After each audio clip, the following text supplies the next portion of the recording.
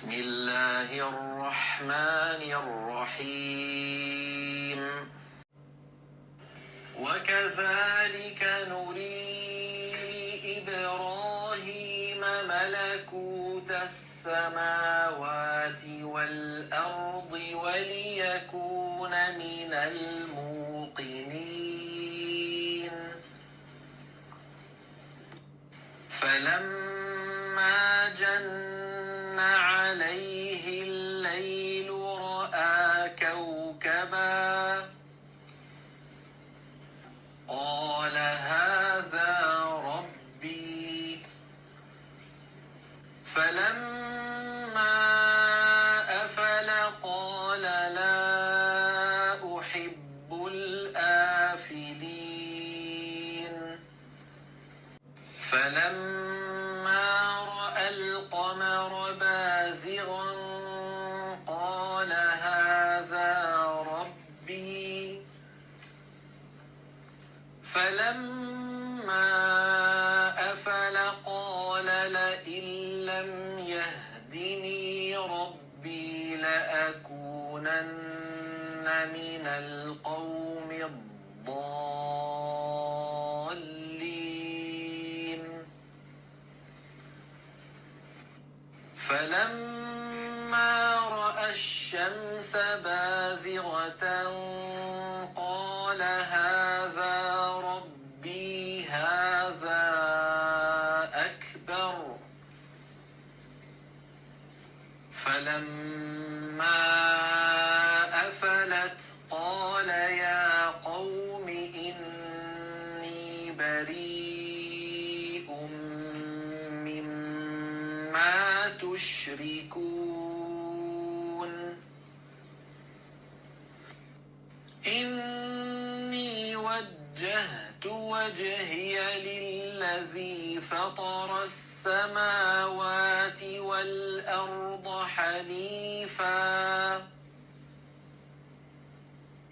حنيفا وما أنا من المشركين وحاجه قومه قال أتحاجوني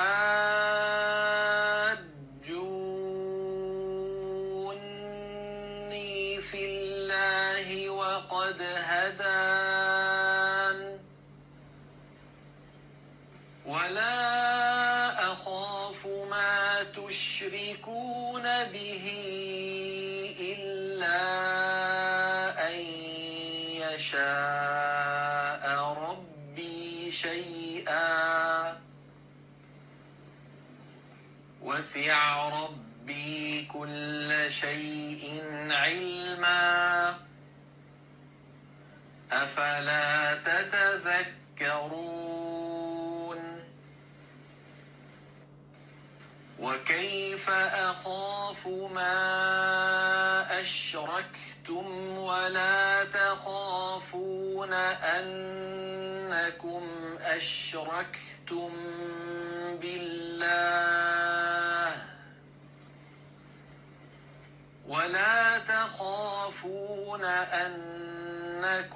أشركتم بالله ما لم ينزل به عليكم سلطانا فأي الفريقين أحق بالأمن إن كنتم تعلمون الذين آمنوا ولم يلبسوا إيمانهم بظلم أولئك لهم الأمن وهم مهتدون. بسم الله الرحمن الرحيم الحمد لله نحمده ونستعينه ونعوذ بالله من شرور أنفسنا ومن سيئات أعمالنا ومن يهده الله فلا مضل له ومن يضلل فلا هادي له اللهم أرنا الحق حقا وارزقنا اتباعه وأرنا الباطل باطلا وارزقنا اجتنابه. الله ربي لا أشرك به شيئا. اللهم لا سهل إلا ما جعلته سهلا وأنت تجعل الحزن سهلا إذا شئت. وأفوض أمري إلى الله إن الله بصير بالعباد.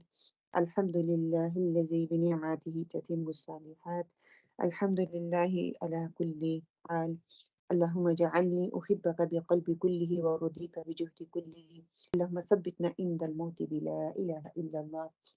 اللهم اهدني وسددني. اللهم اهدنا وسددنا. اللهم اغفر لي واهدني وارزقني وعافني. أعوذ بالله من ضيق المقام يوم القيامة. آمين آمين. ربي اشرح لي صدري ويسر لي أمري واحلل عقدة من لساني يفقهوا قولي. ربي زدني علما. ربي زدني علما. ربي زدني علما. اللهم فقهنا في الدين. اللهم إني أسألك علما نافعا وعملا متقبلا ورزقا طيبا. اللهم انفعنا بما علمتنا وعلمنا ما ينفعنا وزدنا علما. آمين اللهم آمين. इंशाल्लाह आया नंबर 75 से 83 तक कोशिश करेंगे इंशाल्लाह ताला आज हम कवर कर लें इस टॉपिक को इंशाल्लाह। में अल्लाह ताला बरकत दे और जो हमारी किस्मत और मुकद्दर में है अल्लाह ताला उसको लेना हमारे लिए आसान कर दे। अगर आप में से कोई सिस्टर लास्ट वीक जो हमने सीखा उसके हवाले से कोई एक पॉइंट शेयर कर दे। नफ़े नुकसान का मालिक अल्लाह सुब्हानहू व तआला की ज़ात है। गुड अल्हम्दुलिल्लाह। क़यामत के दिन सबको अपने माल का खुद जवाबदेह होना है अल्लाह के सामने। ठीक, गुड। कोई और? आज के बारे में तो कायम करना है सिर्फ अल्लाह ही की बात। काम करने का मतलब गार्ड देना। नमाज एक ऐसी चीज है जब वो कायम हो जाती है तो आपको बुराइयों से वो बचा लेती है, रोक लेती है। ठीक है, तो फिर हमने इस पे बात की थी कि बचपन से ही बच्चों पे हमें तवज्जो देनी है कि वो जिस तरह भी पढ़ती हैं उनको डिस्करेज नहीं करना बल्कि इनकरेज करना है कि वो रीड करें नमाज। इंशाल्लाह ताला अगर उनकी जिंदगी का हिस्सा बन जाएगी तो बड़े होके कोई चीज उनको रोक नहीं सकेगी, वो एक आदत बन जाएगी इंशाल्लाह ताला, तो वो पढ़ते रहेंगे। ओके, इसके अलावा हमारी बात हुई थी कि हज़रत इब्राहीम अलैहिस्सलाम के वालिद के हवाले से इब्न कसीर हैं, उनकी तहकीक के मुताबिक हज़रत इब्राहीम अलैहिस्सलाम के वालिद आज़र नामी बुत की पूजा करते थे। तो उनका स्ट्रॉन्गली ओपिनियन यही है कि आज़र जो थे उनके वालिद हैं। ठीक है, इसमें डिफरेंट स्कॉलर्स की डिफरेंट आरा पाई जाती है। हमने लास्ट वीक भी बात की थी कि हमें इससे कंसर्न नहीं है कि आज़र बाप था या उसका चचा था, मकसद था जो बात हम तक पहुंचानी है। अगर चचा भी था तो उनका फैमिली बिजनेस होगा। बुतों की पूजा करना बहुत मुश्किल काम है, मतलब कि विरासत में वो चीज मिल रही है ना उनको, तो उस माहौल से किस तरह से वो उठे, आज इंशाल्लाह ताला उस पे हम बात करेंगे कि अल्लाह सुब्हानहू व तआला हमें हक और सच बात लेने वालों में शामिल करे इंशाल्लाह ताला। इब्ने कसीर फरमाते हैं, वो कहते हैं कि इब्राहीम अलैहिस्सलाम बचपन से लेकर सन्ने शऊर तक अल्लाह ताला की वहदनियत के माहिर और मुहक्किक थे। आपने अपने वालिद को खिताब करके वाज़ेह अल्फाज में कहा कि तुम और तुम्हारी कौम गुमराही में है। वो डरे नहीं उस वक़्त।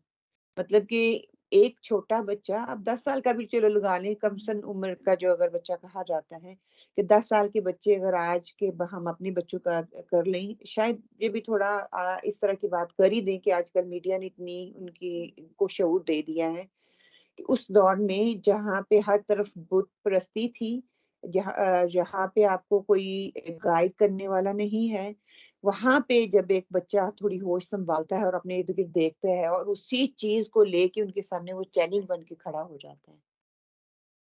कि अगर हम पिछली आयत के साथ इसका रब्त रखते हैं कि इब्राहीम अलैहिस्सलाम को अल्लाह ताला ने माशरे में ऐसे माशरे में पैदा किया था जहाँ पर इंसान की फितरत पर जो है ना वो पर्दे पड़ चुके थे, वो धूल पड़ चुकी थी, मतलब कई साल हो चुके थे कि वो उनके ऊपर डस्ट इस तरह से जम चुकी थी, उसको निकालना बहुत मुश्किल था।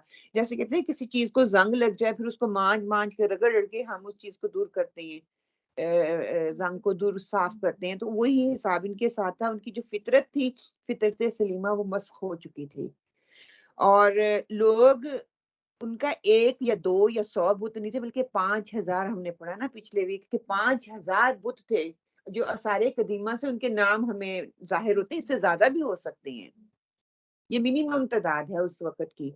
کہ اتنے زیادہ بت ان کے ارد گرد تھے، اور اس معاشرے میں انہوں نے آنکھ کھولی اور وہاں پہ پھر جو ہے دین کی انہوں نے بات کی، اور ہر وہ چیز جو چمکتی تھی جس سے ان کو فائدہ ہوتا تھا وہ اسی کو اپنا خدا بنا بیٹھتے تھے۔ آج کے دور میں اگر ہم دیکھیں ہمیں کسی انسان سے کوئی فائدہ مل جاتا تو ہم کیا کہتے ہیں کہ اسی کو خدا مان، یہ اس سے میں نے کہا تھا تو میری یہ بات پوری ہو گئی۔ وہی چیز ان لوگوں کی تھی۔ پھر کہتے ہیں کہ اس کو اللہ سمجھنا وہ شروع ہوتے ہیں، جب وہ اللہ سمجھتے تھے، حضرت ابراہیم علیہ السلام کی جو عقل تھی نا، اس کے کہتے ہیں کہ دیکھیں اس طرح کے جذبات ان کے اندر آئے، ان جذبات کو انہوں نے ٹیسٹ کرنا چاہا، لوگوں تک پہنچانا چاہا۔ لوگوں نے پھر ان کو چیلنج کر دیا آگے کہ یہ تمہاری جو عقل ہے تمہیں یہ سمجھاتی ہے کہ تم جو ہے ہمیں کہہ رہے ہو کہ ان بتوں کو چھوڑ دو۔ پھر انہوں نے یہ نہیں کہا کہ میں صرف اپنے گھر والوں کو تک ہی بات رکھوں، انہوں نے اپنی قوم تک یہ پیغام پہنچانے کی کوشش کی، ہے نا۔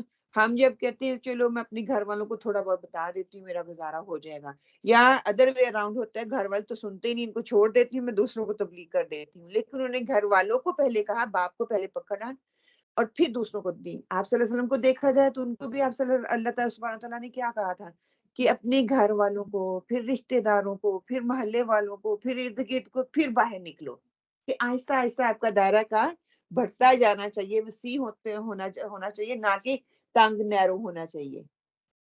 اور جو آپ کی لائک مائنڈیڈ لوگ ہوں گے وہ آپ کے ساتھ جڑتے جائیں گے، جو آپ کے لائک مائنڈیڈ نہیں ہوں گے وہ آپ سے چھٹتے جائیں گے۔ وہ ہم بھی دیکھ رہے ہیں نا کہ پہلے ہمارا دائرہ کار کتنا بڑا تھا، کتنا بڑا سرکل تھا، اٹھنا بیٹھنا لوگوں کے ساتھ، کسی کو ہم اچھی بات بتاتے ہیں تو وہ بعد میں ملنا ہی نہیں چاہتا، ہم سے خود ہی اللہ تعالیٰ اس کو دور ہٹا دیتے ہیں، ہمیں کچھ کہنے کی ضرورت ہی نہیں پڑتی۔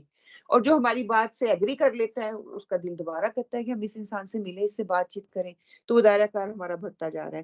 کہتے ہیں کہ انہوں نے گھر والوں اور قوم کے ساتھ جہاد کرنا ان کو پڑا، کیوں؟ وہ فطرت تسلیم پہ تھے، فطرت سلیمہ پہ تھے، اور یہ جو بات انہوں نے جس چیز کا تہیہ کیا تھا وہ اتنا آسان نہیں تھا، اس کی بنیاد پہ ان کے بہت سے الزامات اور ترش الفاظ ان کو سننے پڑے کہ ان کی قوم اور گھر والے یہ کہتے ہیں تو کل کا بچہ ہمیں سمجھانے کے لیے کھڑا ہو گیا ہے، جیسے آج ہم بھی کہتے ہیں نا تو کل پیدا ہوا ہے، میں تیری ماں ہوں، مجھے پتا ہے زیادہ، میرا ایکسپیرینس ہے، تجھے نہیں معلوم۔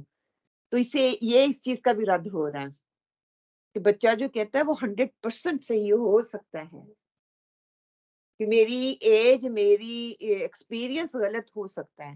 اب دیکھیں کتنے بڑی بات ہے۔ قیمت بھی دیکھیں کہ وہ اٹھ کے ایک کہہ رہے ہیں کہ یہ ایک غلط چیز آپ پورے معاشرے کے اگینسٹ ہے، مطلب کہ جب آپ حق بات کہیں گے آپ اکیلے بھی ہو سکتے ہیں اور پوری دنیا آپ کے اگینسٹ ہو سکتی ہے۔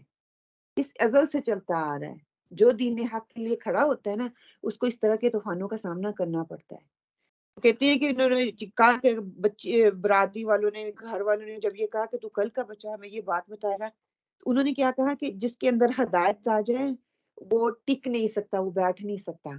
کس طرح اگر مجھے سمجھ آ گئی، اللہ تعالیٰ نے مجھے شعور دے دیا، مجھے سمجھ آ رہی ہے، میں آپ لوگ تک یہ بات کیوں نہ پہنچاؤں؟ حریص ہو جاتا ہے نا۔ ہاں، وہ حریص ہو جاتا ہے انسان، جس کے اندر یہ عقل اور شعور آ جاتا ہے وہ حریص ہو جاتا ہے کہ کتنے میں خاموش نہیں بیٹھ سکتا، یہ ممکن ہی نہیں ہے کہ میں یہ پیغام آپ تک نہ پہنچا پاؤں۔ اور اللہ تعالیٰ نے اللہ تعالیٰ سے ہدایت طلب کرنے کے لیے کہتے ہیں کہ جب انسان کے اندر توحید کی معرفت آتی ہے تو انسان کے اندر وہ طاقت آ جاتی ہے کہ وہ ٹک کے بیٹھ ہی نہیں سکتا۔ جب اللہ کی پہچان ہوتی ہے نا، واقعی وہ چیز آپ کے اندر ایک ایسی تڑپ پیدا کر دیتی ہے نا، آپ لوگوں کو دوسروں کا فکر نہیں ہوتی، آپ نے سچ کہنا ہی کہنا ہے، کسی کو اچھا لگے یا برا لگے۔ جب ہم اللہ کی نہیں بلکہ لوگوں کی کرتی ہے نا، کہتے ہیں یہ اس معرفت کی تاثیر ہی ہوتی ہے کہ انسان جو ہے نا وہ پوری طرح اس کو لینے والا بن جاتا ہے، اور وہ چین سے پھر نہیں بیٹھ پاتا، اس کو لوگوں کی پرواہ نہیں ہوتی، اس کو اللہ کی پرواہ ہوتی ہے۔ پھر کہ اگر مجھے سمجھ آ گئی ہے تو اللہ تعالیٰ نے سوال مجھ سے کرنا ہے، ان سے تو نہیں نہ کرنا جن کو سمجھ ہی نہیں ہے۔ یہ میرا اب فرض ہے کہ میں ان کو بتاؤں۔ دیکھیں کہیں سیل لگتی ہے، میں فائدہ اٹھاتی ہوں، میں دوسروں کو بتاتی ہوں نا، میں ٹک کے نہیں بیٹھ سکتی جب تک میں 2-4 لوگوں کو ویسے ہی نہ کر دو کہ فلاں جگہ پہ چیز سستی لگی ہوئی، اس میں فائدے کی بات ہے، بھاگ کے لے آؤ۔ جہاں پہ فائدے کی بات ہوتی ہے میں کہتی ہوں نہیں، مجھے تنقید کا سامنا کرنا پڑے گا، میں پیچھے چپ کر کے بیٹھ کے رہ لیتی ہوں، میں اپنا گزارا کر رہی ہوں، بس ٹھیک ہے، مجھے دوسروں کو بتانے کی ضرورت ہے۔ اس سے یہ بھی بات ہمیں پتہ چلتی ہے کہ ہم نے چپ کر کے نہیں بیٹھنا، بلکہ جس انسان کی فطرت سلیم ہوتی ہے نا، اس کے اندر یہ اللہ تعالیٰ کی پہچان کی تصویر ہے کہ انسان کے اندر تڑپ پیدا ہو جاتی ہے۔ پھر وہ چھوٹے لیول پہ ہو یا وہ بڑے لیول پہ ہو. دوسری بات یہ میں نے کہا یہ ایسا ہے کہ بعض لوگ کہتے ہیں کہ ہم زیادہ نہیں پتا کرنا، کیونکہ ہم زیادہ پتا کریں گے جب ہم پتہ چل جائے تو ہم یہ کیا ہے پھر آپ کو کیا لگتا ہے یہ کیا ہے؟ یہ ٹھیک نہیں، یہ منافقت ہے نا. وہ کہتے میں ہیں اپنے آپ کو مسلمان کہہ رہی ہوں، میں کوئی دین کا علم لینا ہی نہیں چاہ رہی. اس سے پوچھا تو جائے گا نا. ہاں کیوں نہیں پوچھا جائے گا؟ آج کے دور میں تو کوئی حجت رہ ہی نہیں گئی، مسجد آنے والوں کے لیے بھی نہیں رہی، گھر بیٹھنے والوں کے لیے بھی نہیں رہی. اگر آپ کے پاس موقع ہے تو آپ نے اس موقع سے فائدہ نہیں اٹھایا تو پوچھ کیوں نہیں ہوتی؟ ایک جنگل میں رہنے والے شخص اور ایک شہر میں رہنے والے شخص دونوں برابر نہیں ہو سکتے. ہماری عقل یہ کہتی ہے نا، اور ہم نے شروع میں پڑھ لیا تھا، اس صورت کے شروع میں پڑھا تھا کہ جنگل میں جو جائے گا اس سے جواب دہی نہیں ہوگی، لیکن اللہ ایک ہے، اللہ کی قدرت اس کے ارد گرد تھی، اس کی جواب دہی اس کو پھر بھی کرنی پڑے گی.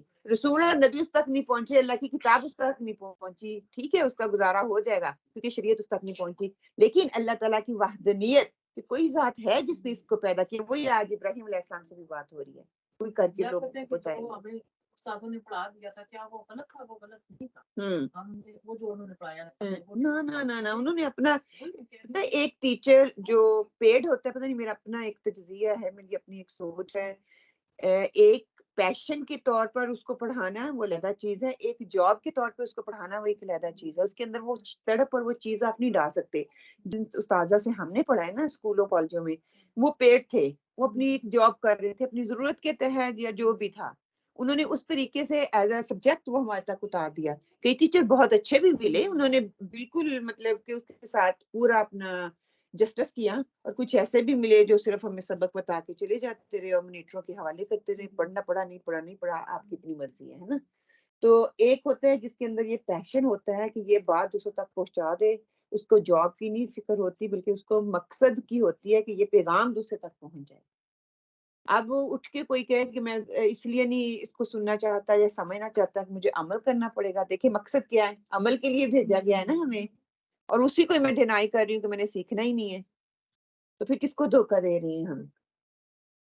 یہاں پہ دوسری بات یہ کی جا رہی ہے کہ ابراہیم علیہ السلام کی قوم کہتے ہیں یہ بہت ذہین قوم تھی، بہت پڑھی لکھی قوم تھی. ہاں 60 کا ڈیجٹ جو ہے نا ان لوگوں نے ایجاد کیا تھا، یہ کلاک وغیرہ. یہ ابراہیم علیہ السلام کی قوم سے چلا آ رہا ہے، ان لوگوں نے ایجاد کیا تھا. اور کہتے ہیں کہ اسی طرح کے گندے ماحول سے ابراہیم علیہ السلام دیکھیں کیسے ایک خوشبو کی طرح نکلے، اور اس ماحول کو کس طرح انہوں نے اس خوشبو کے ساتھ مہکا دیا. جس طرح ہم نے پچھلے ویک میں پڑھا تھا نا کہ کانٹے اور پھول ایک ہی جگہ پہ اگتے ہیں، ایک ہی ٹہنی کے ساتھ ہوتے ہیں، دونوں کا پرپس اور مقصد ڈفرنٹ ہوتا ہے. قوم کا مقصد کیا تھا؟ وہ بت پرستی میں لگے ہوئے تھے، وہ کانٹے لگا لیں، اور آپ حضرت ابراہیم علیہ السلام اللہ تعالیٰ نے پھول کے طور پہ دیا ہے، خوشبو کے طور پر وہاں پہ ان کو کیا. اور ان کی تربیت کس طرح کے ماحول نے کی. اس وقت نہ ان کی ماں تھی، ماں کا ذکر تو کہیں بھی نہیں ہمیں ملتا، باپ تھا، چچا تھا، جو بھی آپ دونوں میں سمجھ لیں.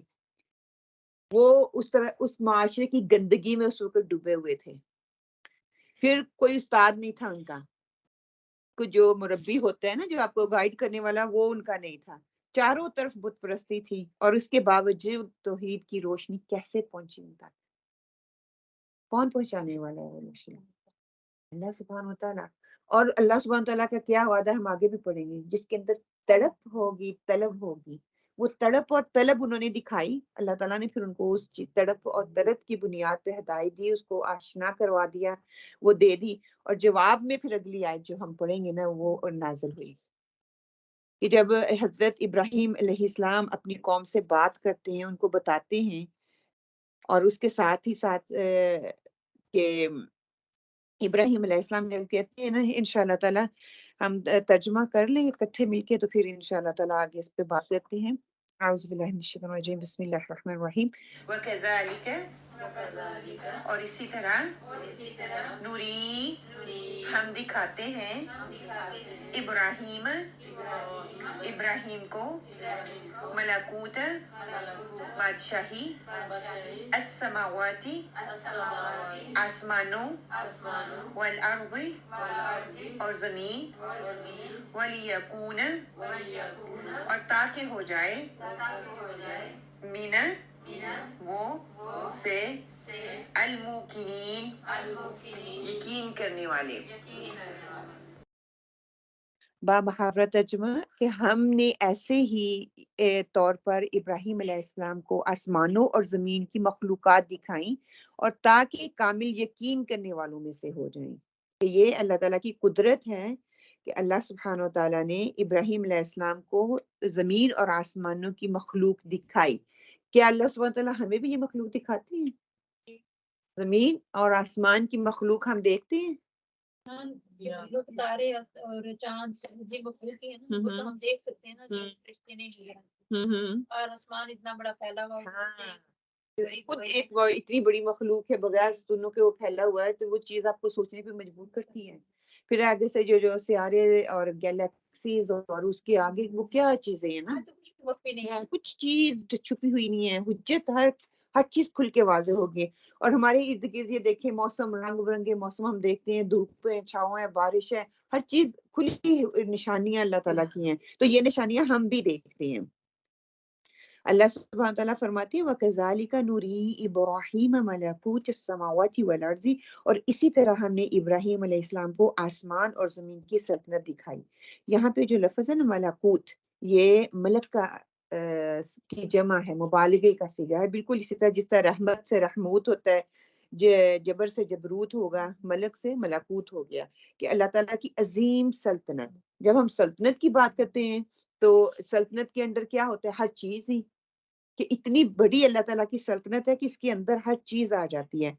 اور ابراہیم علیہ السلام کو وہ عظیم سلطنت کا نظارہ اللہ تعالیٰ نے دکھایا ہے جس کی وجہ سے ان کے اندر وہ شعور پیدا ہوا. یہاں پہ دو چیزیں ہمارے سامنے آتی ہیں کہ مشاہدے کے لیے اللہ تعالیٰ نے زمین اور آسمان اور یقین کے لیے مختلف درجے پہ دے دیے ابراہیم علیہ السلام.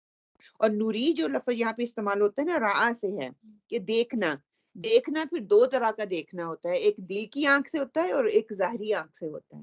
اور یہاں پہ مراد دونوں ہی ہے. ظاہری آنکھ دیکھے گی تو دل اس کی تصدیق کرے گا نا.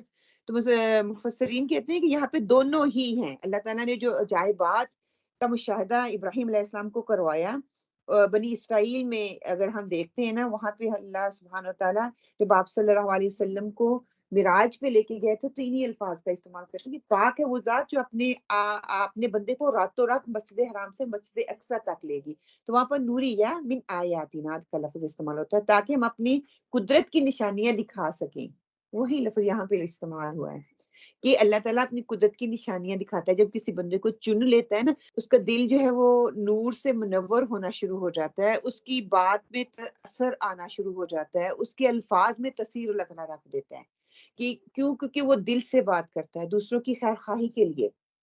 یہی بات یہاں پہ ہو رہی ہے. ایک اور جگہ پر اسی طرح سورہ نجم میں اللہ تعالیٰ فرماتے لقد رأى من آیات ربه الکبریٰ انہوں نے اپنے پروردگار کی بڑی بڑی نشانیاں دیکھی. اور اسی طرح ابراہیم علیہ السلام کو اللہ تعالیٰ نے اپنی قدرت کی جب نشانیاں دکھائیں تو انہوں نے کیا کہا کہ کائنات میں سورج چاند ستارے اللہ تعالیٰ نے کیوں یہ چیزیں دکھائیں ابراہیم علیہ السلام کو. سورج چاند ستارے کی نشانیاں کیوں؟ انہی چیزوں کو پوج رہی تھی کہ وہ ان بت بنائے ہوئے تھے وہی چیزیں. ہر نبی کو وہی معجزے دیے گئے جو اس قوم کی برائی ہوتی تھی جو ایک پیک پہ جو ہوتی تھی نا کہ تاکہ اس کو توڑا جا سکے دلائل کے ذریعے. اور ساتھ ہی اللہ تعالیٰ فرماتے ہیں وَلِيَكُونَ مِنَ الْمُوقِنِينَ کہ تاکہ ابراہیم علیہ السلام کا یقین اللہ تعالیٰ کی قدرت کامل پر پختہ ہو جائے. اب یہاں پہ مشاہدے کی بات ہو رہی ہے. آپ کو کیا لگتا ہے یہ مشاہدہ حق ہے یا مشاہدہ طلب ہے؟ مشاہدہ حق اور طلب حق دونوں میں فرق ہے نا. آپ کو کیا لگ رہا ہے یہ طلب حق ہے یا مشاہدہ حق ہے؟ یہ آپ کو لگتا ہے بہت ہے طلب حق ہے کیونکہ وہ حق کی تلاش میں تھے اس لیے ان کو یہ مشاہدہ آپ کو لگتا ہے طلب حق ہے. اوکے طلب حق ہے. میں نے بھی آپ نے مشاہدہ حق کہ ان دونوں میں فرق کیا ہے. طلب حق کا مطلب ہے کہ نعوذ باللہ وہ خود بھٹکے ہوئے تھے اور راستہ ڈھونڈ رہے تھے بھٹکے ہوئے تھے وہ تو فطرت تسلیم پہ تھے مشاہدہ کرنا چاہتے تھے. وہ خود سیدھے رستے پر تھے لیکن جیسے نہیں بندے کو طلب ہوتی ہے نا کہ میں ابھی اللہ کو انہوں نے پہچانا تو نہیں انہوں نے تھا کہ اللہ نہیں ہے. ابراہیم علیہ السلام کی بات ہو رہی نا. ابراہیم علیہ السلام وہ مشاہدہ کرنا چاہتے تھے. دیکھیے وہ اللہ تعالیٰ کہتے ہیں کہ مجھے آپ کی قدرت یہ کامل یقین پختہ کرنا چاہتا ہوں. یقین کو مجھے پتا ہے رب ہے مجھے پتا ہے یہ کائنات کا کوئی اور چلانے والا ہے، لیکن میں اس کو اور پختہ کرنا چاہتا ہوں، میں مشاہدہ کرنا چاہتا ہوں۔ پھر کیا کہا تھا ہم اگر پڑھے کہ برڈوں کو دکھاؤ وہ کیسے زندہ کرتا ہے، کیسے تو مارتا ہے۔ وہ نا طلب نہیں تھی، طلب تو پوری ہو چکی ہوئی تھی، وہ مشاہدے کو اور پختہ کرنا چاہ رہے تھے۔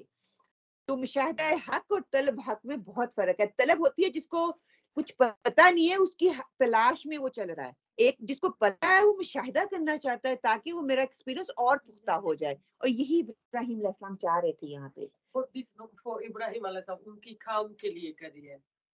ابراہیم پہلے خود کو مشاہدے میں ڈالیں گے تو اپنی قوم کو ڈالیں گے نا، میں خود وہ تجربہ کروں گی تو پھر ہی کسی کو دلیل دے سکوں گی نا۔ وہ کہہ رہے تھے مجھے ساتھ ہی انہوں نے کہہ دیا، مجھے یہ نہیں کہ مجھے شک ہے کہ میرا خدا ایک نہیں ہے، مجھے پتا ہے اللہ وحدہ لا شریک ایک ہے، لیکن میں دل کے یقین کے لیے یہ بات کرنا چاہ رہا ہوں، مشاہدے کے لیے میں دیکھنا چاہتا ہوں اللہ کی ذات جو ہے وہ ایک مردے کو کیسے زندہ کرتی ہے۔ پھر اللہ تعالیٰ نے جب سامنے کر دیا، مشاہدہ ان کا پورا ہو گیا، تو پھر انہوں نے کیا کہا ہے نا، وہی بات یہاں پہ ہوتی ہے۔ یہ میرا رب ہے۔ ہاں آگے یہ کوشچن ہی ہے، یہاں پہ بھی مفسرین کو غلطی ہوئی، وہ سمجھتے ہیں کہ ابراہیم علیہ السلام خود کہہ رہے ہیں، یہاں پہ کوشچن ہے قال ھذا ربی، کہ آپ کو لگتا ہے یہ میرا رب ہے، جیسے آپ کو لگتا ہے یہ میں کروں گی، ہم کرتے ہیں نا بچوں کو، تو یہی طریقہ ہے جو ابراہیم علیہ السلام اپنی قوم کو دکھا کے رہے ہیں، آپ کو لگتا ہے یہ میرا رب ہے، کوشچن اٹھایا جا رہا ہے ان کے سامنے۔ ہم شروع سے یہی تفسیر پڑھتے آ رہے ہیں کہ ابراہیم علیہ السلام نے کیا یہ میرا رب ہے، یہ وہ قوم کو جب وہ چیز دکھاتے ہیں، اگلی آیت میں ہم پڑھیں گے تو وہ کہیں گے سوالیہ نشان میں، جب جیسے ہم بچوں کو کہتے ہیں، آپ کہتے ہیں یہ ہے میرے لیے، یا کہتے ہیں یہ میں کھاؤں گا، نو۔ تو یہی انداز ابراہیم علیہ السلام کا ہے کہ آپ کو لگتا ہے یہ میرا رب ہے، نہیں، ساتھ ہی وہ تردید کر دیتے ہیں، نہیں نہیں نہیں نہیں، یہ میرا رب نہیں ہے۔ اگر وہ خود کہہ رہے ہوتے تو وہ ساتھ میں تردید نہ کرتے، اس مشاہدے کو اور پرولونگ کرتے۔ اپنی قوم کو جگانا چاہ رہے ہیں، شعور، ہاں مشاہدہ کروں گا تو میں وہ شعور لے کے آؤں گا تو میں دوسروں کو جگاؤں گا۔ سبحان اللہ، یہ ایک نیا پوائنٹ ہے جو مجھے سمجھ کے کہ شروع سے بچپن سے ہم یہی پڑھتے آ رہے ہیں، اور یقین کریں یہی تھا دل میں کہ ابراہیم علیہ السلام خود ہی سے سوال کر رہے اور خود ہی سے جواب کر رہے، سمجھ آ رہی تھی کہ یہ سوال ہو رہا ہے، لیکن وہ خود ہی سے کر رہے ہیں اور خود ہی اس کا جواب قوم کو دے رہے ہیں، لیکن نہیں، یہ ادر وے اراؤنڈ ہے۔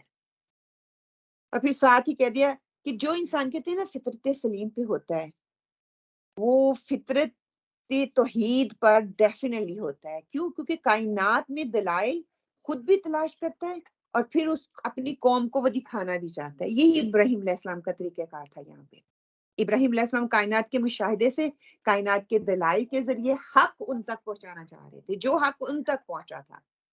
اور یہاں پہ جو بات کی جا رہی ہے طلب حق کی نہیں ہے، یہ بات اپنی ذہن نشین کر لیں، ان کو طلب نہیں تھی، وہ الحمدللہ فطرت سلیم پہ تھے، وہ مشاہدہ حق کی بات کر رہے ہیں۔ اور جو انسان فطرت سلیم پہ ہوتا ہے اس کو جو عہد الست ہے نا، وہ اپنا وعدہ پورا یاد ہوتا ہے، جو فطرت سلیم پہ ہوتا ہے۔ ہم بھول چکے ہوئے ہیں نا، ہمیں نہیں پتا ہم نے عہد لیا ہوا ہے، کسی کو بھی نہیں ہمیں یاد کہ ہم نے عہد لیا ہوا ہے۔ کہتے ہیں کہ جب تک ماں باپ اس کی اچھی آبیاری کرتے ہیں، اس کی اچھی پرورش کرتے ہیں، تربیت کرتے ہیں، تو وہ قائم رہتا ہے فطرت پہ۔ کہتے ہیں نا کہ اللہ تعالیٰ ہر بچے کو فطرت پہ قائم کرتا ہے، اس کے والدین ہیں جو اس کو میوسی عیسائی یا مسلمان بناتے ہیں، ٹھیک ہے۔ اور ایسے بچے ہی کہتے ہیں بعد میں قوم کے عالم فاضل جو حافظ ہیں وہ بنتے ہیں، مفسر بنتے ہیں، جنہوں نے اتنی وہ فطرت سلیم پہ ہوتے ہیں، جو مشاہدے کرتے ہیں، جو کائنات پہ غور و فکر کر کے اپنے مقصد زندگی کو پہچان لیتے ہیں۔ اچھا، جو فطرت پہ نہیں ہوتا، اللہ کہتے ہیں نا متقیوں کا امام بنا، ایسے لوگ ہی کہتے ہیں جو فطرت پہ ہوتے ہیں وہ متقیوں کے امام بنتے ہیں۔ دوسرا یہ کہ وہ فطرت سلیم پر جو انسان نہیں ہوتا، وہ غلط ماحول کی آبیاری ہوتی ہے، غلط ماحول میں پڑھ کے وہ ہر چیز کو بھول جاتا ہے، اپنے مقصد کو، اپنے پرپس کو، اپنے عہد کو جو اللہ تعالیٰ سے کر کے آیا ہے، اور کیا کرتا ہے کہ پھر اس کو کون یاد دلاتا ہے؟ اب ہم اپنا مقصد بھول چکے ہیں تو کون یاد دلائے گا؟ کوئی دائی دین دلائے گا، کوئی مبلغ، کوئی اسکالر کی بات ہم سنیں گے تو ہم کہتے ہیں ہاں، جب بار بار پڑھتے ہیں تو کہتے ہیں ہاں ہم نے بھی یہ عہد لیا ہوا ہے۔ بار بار جب ہمیں آتا ہے، ہمارا قرآن کے ساتھ رجوع ہوتا ہے، ہم اپنے مقصد کو پہچانا آہستہ آہستہ شروع کرتے ہیں، تو ہم اس کی طرف، فطرت کی طرف جانا شروع کر دیتے ہیں، جس فطرت پہ اللہ سبحانہ تعالیٰ نے ہمیں پیدا کیا ہے۔ اور یہی مقصد تھا ابراہیم علیہ السلام کا کہ ان لوگوں کو ان کی فطرت پہ واپس لایا جائے تاکہ وہ اپنے پرپس کو اپنے مقصد کو سمجھ سکے. اور آہستہ آہستہ جب وہ اپنے پرپس اور مقصد سے دور ہوتا ہے، اس کی ماحول غلط ہوتا ہے، اس کے اوپر دھول جم جاتی ہے. جب دھول جمتی ہے تو انسان جب قرآن پڑھتا ہے تو ہمارے ساتھ بھی یہی ہو نا، جیسے جیسے قرآن پڑھ رہے ہیں ہمارے دل کے اوپر سے وہ دھول دھلتی جا رہی ہے. ہمارے بہت سے ایسی چیزیں ہیں جو کہ ہمارے لیے عیاں ہو رہی ہیں، روشن ہو رہی ہیں، کھل رہی ہیں. اور جب جو چیز کھل جاتی ہے وہ دوسروں تک کنوے کرنا آسان ہو جاتی ہے، اس میں کوئی ہچکچاہٹ نہیں رہتی. جس چیز میں میں خود کانفیڈنٹ نہیں ہوں، مجھے خود ہی علم نہیں ہے، میں دوسرے تک وہ کنوے نہیں کر سکتی. کوئی بھی آپ کا ایکسپیرینس ہے، کوئی آپ کا تجربہ ہے، کوئی آپ کا دین کی بات ہے جس میں آپ کانفیڈنٹ ہیں، وہ آپ بغیر جھجک کے بغیر خطرے کے کہہ کے چلے جائیں گے. آپ کو نہیں پرواہ ہوگی لوگ کیا سوچیں گے. جس میں آپ کو تھوڑا سا ہوگا نا کہ پتہ نہیں میں صحیح ہوں یا نہیں ہوں، اسی میں آپ کو تھوڑا سا شان اور پیچھے کر دے گا. پہنچانی بھی نہیں چاہیے. ہاں، اس طرح کی بات پہنچانی بھی نہیں چاہیے، لیکن اس بات کا اقرار بھی کر لینا 100% میری بات صحیح نہیں ہے. میں کوئی خدا تھوڑی ہوں، نعوذ باللہ استغفر اللہ، نہ ہی میں کوئی فرشتہ ہوں، میں انسان ہوں، غلطی ہو سکتی ہے، الفاظ کا چناؤ آگے پیچھے ہو سکتا ہے. لیکن میرا علم یہ کہتا ہے، یا جہاں تک میری تحقیق ہے، میں نے پڑھا ہے، تھوڑا سا علم ہے، وہ یہ ہے. آگے آپ کی اپنی مرضی، جائیں براڈر تحقیق کریں اور لے کے آئیں علم، کون روکتا ہے؟ کوئی بھی نہیں روکتا. اپنی جا کے تحقیق کریں. اور یہی بات ہے کہ فطرت سلیم پر کہتے ہیں کہ جو انسان ہوتا ہے نا، نبوت اسی کو ملتی ہے جو فطرت سلیم پہ ہوتا ہے. اور فطرت سلیم کہتے ہیں وہ چابی ہے جس سے صحیح فکر، صحیح سوچ اور عمل کے دروازے کھولتے ہیں. انسان فطرت پہ ہوتا ہے نا تو اس کا دل نرم ہوتا ہے، اس کے اندر سوچ بھی آئے گی، صحیح فکر بھی آئے گی، اور اس کا عمل بھی بدلے گا ڈیفینیٹلی. جب آپ کی سوچ بہتر ہونا شروع ہو جاتی ہے، جب آپ کی سوچ بدلنا شروع ہوتی ہے، تو آپ کا عمل کیسے نہیں بدلے گا؟ کیونکہ جو میری سوچ اور فکر ہے نا، غور و فکر جو ہے میری سوچ کو بدلتا ہے، میرے دل کے اندر آنے والے خیالات کو بدلتا ہے. نہیں یہ ایسے نہیں، یہ ایسے ہے. ٹھیک ہے، جب یہ خیالات آتے ہیں تو پھر وہ عمل کے دروازے وہاں سے کھلنا شروع ہو جاتے ہیں. اور جب جہاں پہ یہی خدشے ہوتے ہیں میں کروں یا نہ کروں، صحیح ہے یا غلط ہے، وہ سوچ ہی نہیں کھلتی، تو آپ عمل نہیں کر سکتے. بات کر رہی تھی کہ جب ہم جیسے ہم لوگ ہیں جہاں بیٹھے ہوئے ہیں تو ہمیں یہ بات بتا رہی ہے، تو ہم سب کو پتا ہے کہ یہ چیز صحیح ہے. اگر ہم باہر جائیں گے تو اگر میں آپ کو دیکھوں گی آپ کو غلط کام کر رہے ہیں تو آپ کو احساس ہوگا کہ اس کو پتا ہے کہ مجھے پتا ہے کہ یہ میں غلط کر رہا ہوں. وہ تھوڑا سا بندہ نا جھجک جاتا ہے. ہچک جاتا ہے. لیکن لوگ اسی لیے نہیں جاننا چاہتے کہ پھر ان کو پتا چل جائے گا کہ ہمیں پتا ہے. وہی بات جو انہوں نے ہاں، کہی نا. چینج نہیں ہونا چاہیے. اچھا یہاں پہ ایک اور بات بھی ہے سائمہ، جو میرا ایکسپیرینس مجھے کہتا ہے نا، ہم سارے بیٹھے ہوئے، ہم سب کا انڈرسٹینڈنگ لیول ڈفرینٹ ہے. ہو سکتا ہے جس لیول پہ آپ سمجھ رہی ہو یہ نہ سمجھے، جس پہ یہ سمجھ رہی ہیں وہ آپ نہ سمجھیں. اور کہیں ایسا ہو جب عمل کی بات آتی ہے اس انسان کا عمل ڈفرینٹ ہوتا ہے. یہ بھی تو تھوڑا سا ڈاؤٹ رکھنا چاہیے کہ اس کو ہو سکتا ہے سمجھ نہیں آئی، چلو میں اپنے طریقے سے سمجھانے کی کوشش کرتی ہوں، وہی بات جو آپ کو سمجھ آ گئی ہے. لیکن میرا گمان ہے یہ بھی اسی کلاس میں بیٹھی ہوئی تھی، تو اب اس کا عمل کیوں چینج ہے نا؟ جی جی بہت زیادہ جی میری کزن بھی کلاس میں آتی تھی، وہ پہلے بھی جاتی ہیں، تو میں نے دیکھا تھا کہ وہ کافی سالوں سے جا رہی، میں بھی ان کو دیکھ کے آپ ادھر کلاس میں آئی تو، لیکن ان کی چیزیں بدلی نہیں. ابھی اب ان کی بیٹیوں کی برتھ ڈے، گھر پہ پارٹیاں، وہی ہوتا رہا، بڑی بڑی پارٹی. تو میں نے ان کو کہا، پہلے تو نہیں میں بولتی تھی آپ تھوڑا سا بولنا، میں نے کہا کہ یہ اچھی بات نہیں ہے روز بچیوں کی برتھ ڈے کرنا، 16 کی بڑی سی برتھ ڈے کرنا. تو کہتی ہے میری نیت یہ نہیں ہوتی، آپ نے بھی سنا تھا باجی نے کہا تھا کہ اللہ نیت کو دیکھتا ہے، میری نیت ہوتی ہے سب آئیں گے کھانا کھائیں. تو مجھے لگا کہ باجی نے نیت کی بات کی تھی، پر یہ نہیں تھا کہ آپ جو مرضی کرو، خالی نیت اپنی صحیح کر لو. وہی نا کہ ہم یہ دیکھیں نا، کر رہے ہیں برتھ ڈے پارٹی، انوائٹ کر رہے ہیں 100 لوگوں کو، اور پیسے چیریٹی کو جائیں گے. آپ کو کیا لگتا ہے جس کی بنیاد سیڈ ہی غلط میں نے ڈال دیا؟ وہ کچھ بھی نیت یہ رکھی ہے کہ کھانا کھلاؤں گی سب. ہاں نیت یہ رکھیں. اب میری بات سنیں، ایٹ لیسٹ میرے گھر میں 10 افراد ہیں، ہم تو کہیں کہ ہم پارٹی نہیں کر رہے، ہم برتھ ڈے نہیں سیلیبریٹ کر رہے. اگر باہر سے مہمان آ جائیں منع کرنے کے باوجود، کیا مہمان نوازی کرنا سنت نہیں ہے؟ پھر وہاں پہ نیت ہوگی کہ میری برتھ ڈے نہیں ہے. جب خود بلائیں، جب خود بلائیں تو پھر کیا انٹینشن ہے؟ ہاں وہ تو پھر obviously آپ سیڈ خود بو رہے ہیں نا. وہ کہہ رہی ہے، میں نے کہا کہ اچھا نہیں لگتا آپ بڑی بیٹیوں کی 16 کی ہاں۔ پر یہ ختم کریں، کیونکہ میری بیٹیاں بھی جاتی ہیں پھر ان کے دماغ میں ہوتا ہے تو کیونکہ فیملی اتنی کلوز ہے کہ وہ بھی کہتی ہیں، تو میں نے کہا میں اب ان کو منع بھی کروں تو وہ ہوتی ہے کہ وہ سارے جا رہے ہیں ہم تو ان کے دماغ میں ڈال دیں یہ اچھی بات نہیں ہے. وہ کہتی ہیں وہ میں باتیں کرتی ہوں لیکن میرا مقصد یہ میری نیت ہو رہا ہے.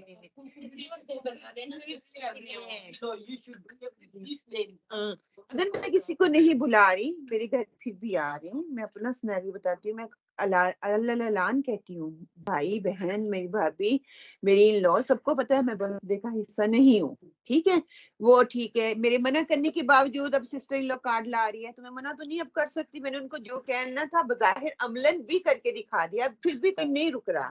بچوں کو بھی میں نے بتا دیا ٹھیک ہے، پھر بھی نہیں آ رہا تو میں اب ان کو یہ تو نہیں نا اچھا کہ میں ان کو کھلاؤں پلاؤں. نہیں کھانا تو ہم نے بھی ہے، اگر ان کے سامنے بھی رکھ دوں گی کہ سو کے مہمان ہے میں مہمان نوازی کر رہی ہوں کہ وہاں پہ نیت آ جائے گی کہ جب میں خود ان کو انوائٹ کر رہی ہوں تو میری نیت یہ نہیں ہے. لیکن برتھ ڈے میں بیٹی کو بھی بتا رہی ہوں تیری 16 کی برتھ ڈے ہے، پکچر بھی اپلوڈ ہو رہی ہیں، اس کے دماغ میں وہ چیز جا رہی ہے. پھر نیت میری یہ نہیں ہے کہ اس کو دھوکہ دے رہے ہیں ہم. بٹ ڈیکوریشن بھی کر رہے ہیں، سارا کیک بھی آرڈر ہو رہا ہے، 16 برتھ ڈے. میں پھر بھی کہتی ہوں کیک بھی آرڈر کر لیں، اس پہ کینڈل نہ لگائیں، برتھ ڈے نہ کہیں. چلو مہمانوں نے اکٹھے ہونا ہے، میری منع کرنے کے باوجود وہ آئیں گے. کیک ہم عام لا کے نہیں کھاتے، جاتے ہیں شاپنگ پہ لے آتے ہیں نا کیک، تو لے آئیں وہ بھی کر لیں لیکن اس کو اسپیسیفک نہ کریں.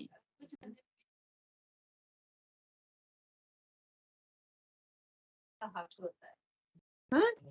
وہ کون سا ایسا حق ہے جو کہ آپ صلی اللہ علیہ وسلم کو نہیں پتا تھا اور ہم تک کنوے نہیں ہوا؟ ایک دن ہوتا ہے اور یہ بچوں کا حق ایک دن بھی وہ اپنے اس طرح کی باتیں آپ لوگ کرتے ہیں. اگر بچوں کا حق ہے تو بچوں کا یہ بھی حق ہے ماں باپ کے ساتھ وہ بیٹھے. بچوں کا یہ بھی حق ہے ماں باپ اچھے سے تربیت کریں جس کے بارے میں پوچھا جائے گا. ماں باپ کا یہ بھی بچے کا حق ہے کوئی اچھی تعلیم دی جائے، اسکول کی تعلیم ہی نہیں بلکہ دینی تعلیم دی جائے. جو حق ہے ہم نے ان کو پیچھے ڈال کے جو حق نہیں ہے اس کو حق بنا دیا. ختم کر دیا. آپ کی 3 بیٹیاں، پہلے بڑی کی مڈل کی، اب چھوٹی کی بھی. نہیں میرا مقصد یہ نہیں ہوتا، میرا ہوتا ہے کہ میں غلام کے ساتھ کھانا کھائیں گے. تو وہی نا اپنی اپنی سوچ میں اس میں فرق آ سکتا ہے کہ ایک بات پہ ایک ٹائم پہ کی جا رہی ہے، ہر ایک کی سوچ ڈفرنٹ طریقے سے سمجھے گی. اللہ تعالیٰ ہمیں صحیح نیت اور صحیح سمجھنے کی توفیق عطا فرمائے. اس لیے ہمیشہ مجھے ہوتا ہے کہ ہمیں صحیح طریقے سے سمجھ آ جائے گی نا تو ہمارا عمل ڈیفینیٹلی بدلے گا. جب صحیح طریقے سے سمجھ نہیں آتی، ہم خود ڈاؤٹ میں ہوتے ہیں نا تو وہ چیز نیچے تک نہیں پھر اتر پاتی. علامہ اقبال اسی حوالے سے کہتے ہیں کہ خردمندوں سے کیا پوچھوں کہ میری ابتدا کیا ہے. خردمند کہتے ہیں کہ جو فلاسفر ہوتے تھے نا یا عقل مند جن کو ہم کہتے ہیں ان کو خرد کیا کہا جاتا ہے کہ خردمندوں سے کیا پوچھوں کہ میری ابتدا کیا ہے. میں اس فکر میں رہتا ہوں میری انتہا کیا ہے. کہ میں عقل مندوں سے کیا پوچھوں، میں تو اسی فکر میں رہتا ہوں میری انتہا کیا ہوگی، میرا انجام کیا ہوگا. جب کہتی ہے انسان فطرت سلیم پہ ہوتا ہے تو اس کی ہم اپنے ارد گرد دیکھتے ہیں، تجزیہ کرتے ہیں اپنے انوائرمنٹ کا، اللہ تعالیٰ کی نشانیوں کو دیکھتے ہیں تو انسان کے دماغ میں کچھ ایسے سوالات ہیں ابھرنے چاہیے. اگر ان کے مجھے جواب مل جائیں گے اس کا مطلب میں فطرت سلیم پہ ہوں، اور اگر نہیں ملتے تو یہ میں خود اپنے آپ کو انالائز کر سکتی ہوں، خود دیکھ سکتی ہوں یہ سوالات میرے اندر اٹھ رہی ہیں اللہ تعالیٰ کی کائنات کو دیکھ کے یا نہیں. کہ پہلا سوال یہ ہونا چاہیے کہ کیا اس دنیا کا کوئی خالق ہے یا یہ خود بخود وجود میں آ گئی. پہلے تو شعور ہی نہیں ہوتا، ہم کہتے ہیں بس آ کے دنیا کا حصہ بن گیا، بس ہم جیے جا رہے ہیں. کبھی یہ سوال میرے دماغ میں اٹھا کہ یہ کائنات کا کس نے بنائی، یہ خود بخود آ گئی. وہ ڈارون کی تھیوری پہ ہم بس چلتے آ رہے ہیں جو اسکولوں سے بچوں کو سکھایا جا رہا ہے، یا اس کا کوئی اور پرپس اور مقصد ہے.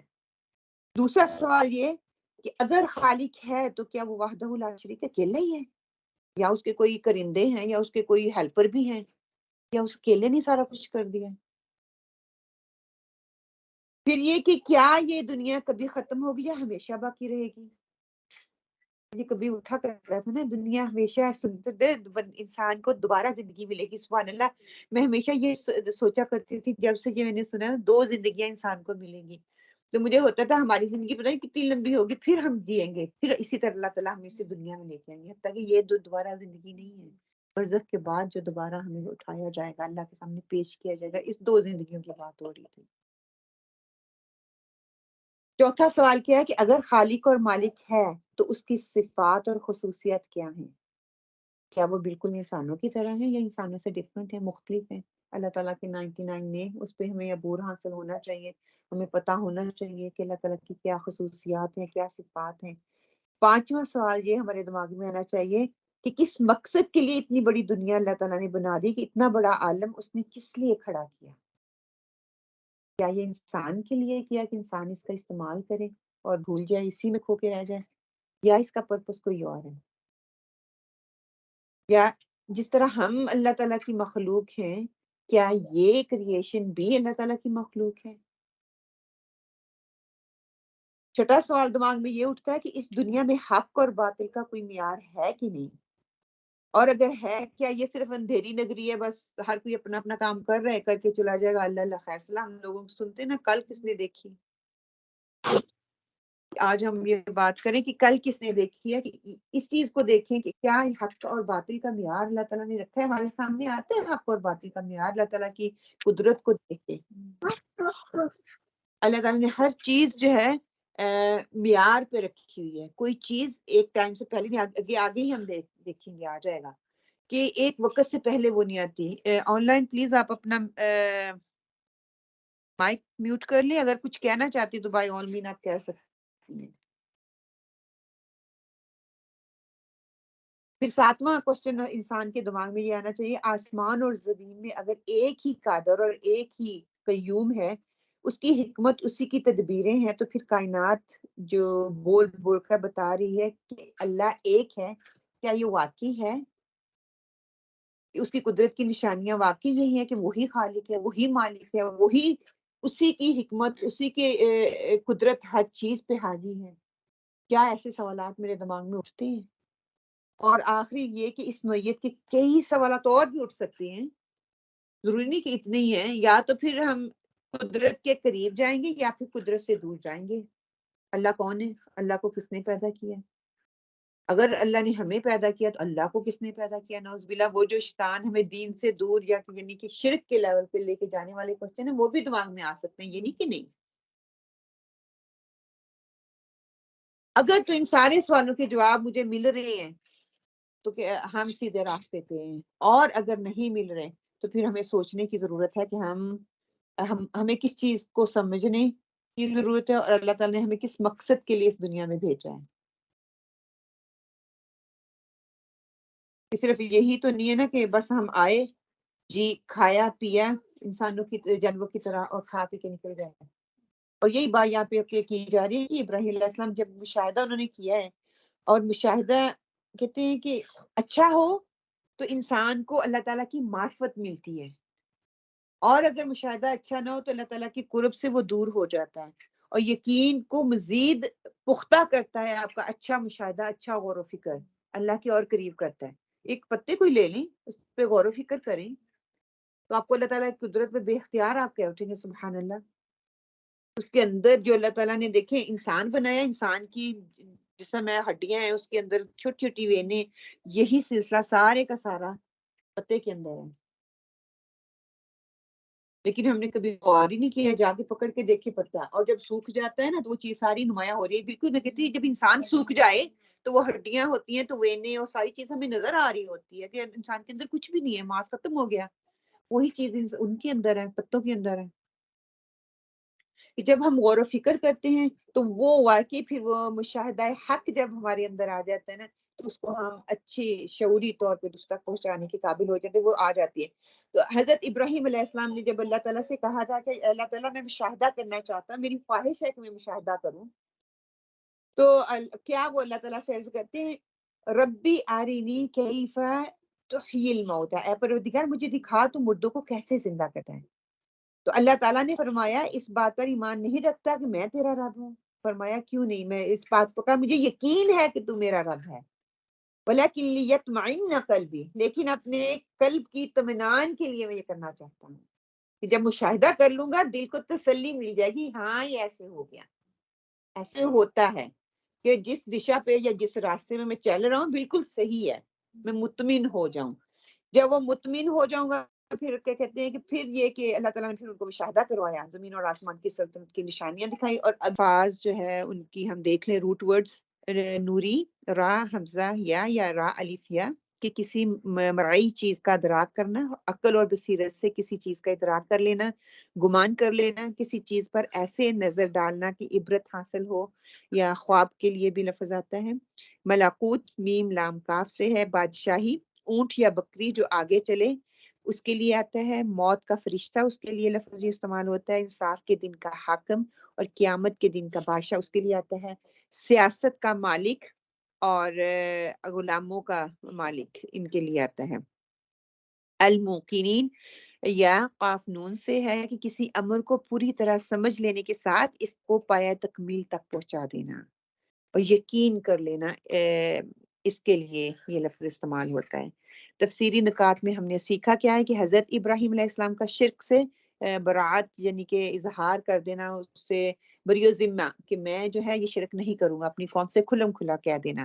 حضرت ابراہیم علیہ السلام اپنے باپ کو نصیحت اور بتوں کی مخالفت انہوں نے جو ہے کہ وہ اس کی، اور ساتھ ہی ساتھ حضرت ابراہیم علیہ السلام نے اپنے باپ سے کہا کہ میں تو تم کو اور تمہارے مسلک یعنی کہ تمہاری قوم جو ہے ان کو دیکھ رہا ہوں کہ وہ شرعی گمراہی میں ہے، تمہارے مسلک پہ میں چلنے والوں کو بڑی گمراہی میں دیکھتا ہوں، کہ جتنے بھی یہ سارے لوگ ہیں یہ ایک ہی دشا میں چل رہے ہیں، میں اس راستے پہ چلنے والا نہیں ہوں۔ یہ کھلی نشانیاں جو ہیں وہ انہوں نے دکھائیں۔ حضرت معاذ بن جبل رضی اللہ تعالیٰ نے نبی کریم صلی اللہ علیہ وسلم سے روایت کیا کہ نبی کریم صلی اللہ علیہ وسلم نے فرمایا، میں نے ذرا سی اونگ لی تو مجھے گہری نیند آ گئی، پھر میں نے اپنے رب کو بہترین صورت میں دیکھا، میرے رب نے کہا، فرشتوں کی سب سے اونچے مرتبے کی جماعت کس بات پر لڑ جگڑ رہی ہے؟ میں نے عرض کیا، میرے رب میں نہیں جانتا۔ اس پر میرے رب نے اپنا دست شفقت اور عزت میرے دونوں شانوں کے درمیان میں رکھا، جس کی ٹھنڈک میں نے اپنی چھاتیوں کے درمیان سینے میں محسوس کی، اور مجھے مشرق اور مغرب کے درمیان کی چیزوں کا علم حاصل ہو گیا۔ سبحان اللہ۔ پھر کہا محمد صلی اللہ علیہ وسلم، میں نے عرض کیا، میرے رب میں حاضر ہوں اور تیرے حضور میری موجودگی میری خوش بختی ہے۔ فرمایا، فرشتوں کے اونچے مرتبے والی جماعت کس بات پر جھگڑ رہی ہے؟ میں نے کہا، انسان کا درجہ و مرتبہ بڑھانے والی اور گناہوں کو مٹانے والی چیزوں کے بارے میں، کہ وہ کیا کیا ہیں۔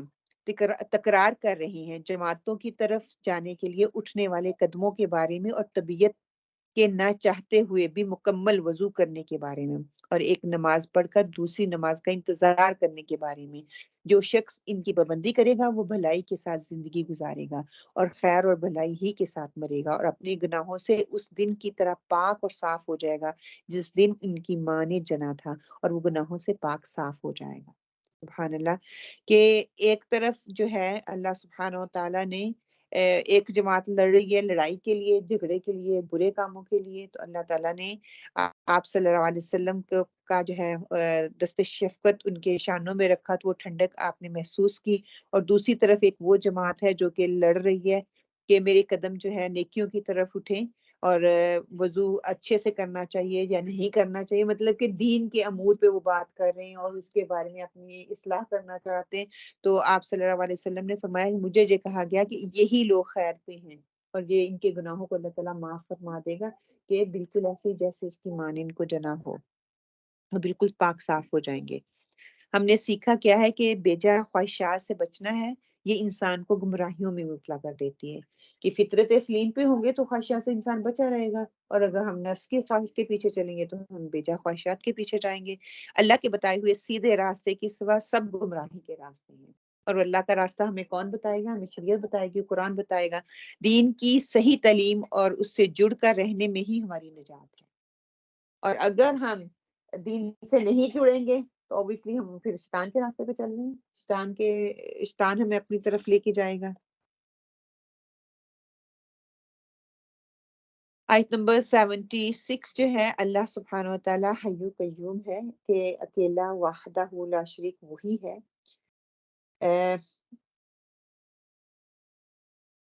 بامحاورہ ترجمہ، پھر جب رات کی تاریکی ان پر چھا گئی تو انہوں نے ایک ستارہ دیکھا، آپ نے فرمایا کہ یہ میرا رب ہے، لیکن جب وہ غروب ہو گیا تو آپ نے فرمایا کہ میں غروب ہو جانے والوں سے محبت نہیں رکھتا۔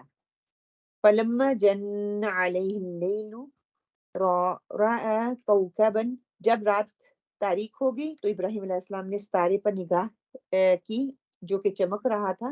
اس وقت آپ کی مجلس میں جتنے بھی لوگ بیٹھے ہوئے تھے، یعنی کہ آپ کے قوم کے لوگ جو بھی ہوں گے، ان سب سے اپنے مخاطب ہو کے کہا، ان کو اپنی طرف متوجہ کرتے ہوئے کہا، قال ھذا ربی، کہ یہ میرا رب ہے. تم یہ کہتے ہو کہ یہ میرا رب ہے، ان کی طرف اشارہ کرتے ہوئے، مطلب کہ سوالیہ انداز میں ان کے کہا جا رہا ہے کہ یہ میرا رب ہے. ساتھ ہی کہہ دیا فلما افلا، جب وہ ستارہ غروب ہو گیا، قال لا احب الافلین، کہ فرمایا میں غروب ہو جانے والوں کو پسند نہیں کرتا. کہ جس کو تم کہہ رہے ہو کہ یہ میرا رب ہے، یہ میرا رب نہیں ہے. کہ تم مجھے اس چیز کی دلالت دے رہے ہو یہ میرا رب ہے، کیونکہ وہ پوچھ رہے تھے اسی ستارے کو، تو تم کہہ رہے ہو کہ یہ میرا رب ہے. نہیں نہیں نہیں، یہ میرا رب نہیں ہو سکتا جس کو زوال آ جائے. آپ نے قوم کو سمجھایا کہ تم محض ستارے کو چمک اس کی دیکھ کر اس کو سمجھ رہے کہ یہ تمہارا رب ہے، بلکہ یہ تمہارا رب نہیں ہے. الان کما کان، جو ازل میں بھی تھی اور ابد میں بھی ہے، کہ میری رب، میرا خدا وہ ہے جو ازل سے ہے اور ابد تک ہمیشہ ہے اور ہمیشہ رہے گا. یہاں پہ جو ہے حضرت ابراہیم علیہ السلام کہہ رہے ہیں، جن جو لفظ ہے نا، جن وہ چیز ہوتی ہے جو حواس سے پوشیدہ ہو، اس چیز کو ہم دیکھ نہیں سکتے. جنوں کو بھی جن اسی لیے کہتے ہیں کیونکہ ہم ان کو دیکھ نہیں سکتے. اور اچھا حواس کس کو کہتے ہیں؟ جس کو دیکھنا یا چکھنا یا اس کو سننا یا اس کو محسوس کرنا جو ہماری اختیار میں نہیں ہوتا، جیسے حواس خمسہ ہم جس کو کہتے ہیں، ہے نا. حواس خمسہ جس میں چکھنا ہم اس کو دیکھ سکتے ہیں، چکھ سکتے ہیں.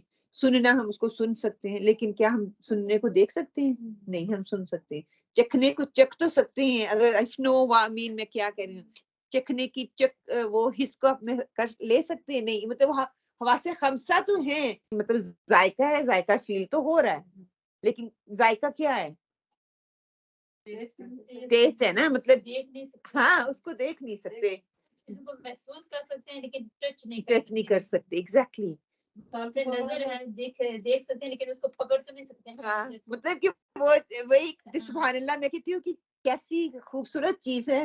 ہم اس کو محسوس بھی کر رہے ہیں لیکن ہم اس کو دیکھ نہیں رہے. جس کو ہم دیکھ رہے ہیں ہم اس کو اس طریقے سے نہیں لے رہے کہ یہ ایک ایسی چیز ہے جن اس چیز کے لیے استعمال کیا جاتا ہے. اچھا، کہتے ہیں کہ یہ اس وقت، جیسے میں نے لاسٹ ویک بھی آپ لوگوں کو بتایا تھا کہ وہ زہرہ ستارے کو، وہ ان کی جو قوم تھی نا ان کو پوچھتی تھی، انہوں نے بہت بڑا، ان کو ہر قوم نے جس ستارے کو وہ پوچھتی تھی نا اس کو ایک بڑی سی اونچی جگہ پہ اس کا بت بنا کے تو اس کو لٹکایا ہوا ہوتا تھا یا سجایا ہوا ہوتا تھا، اسی کی وہ پوجا کرتے تھے.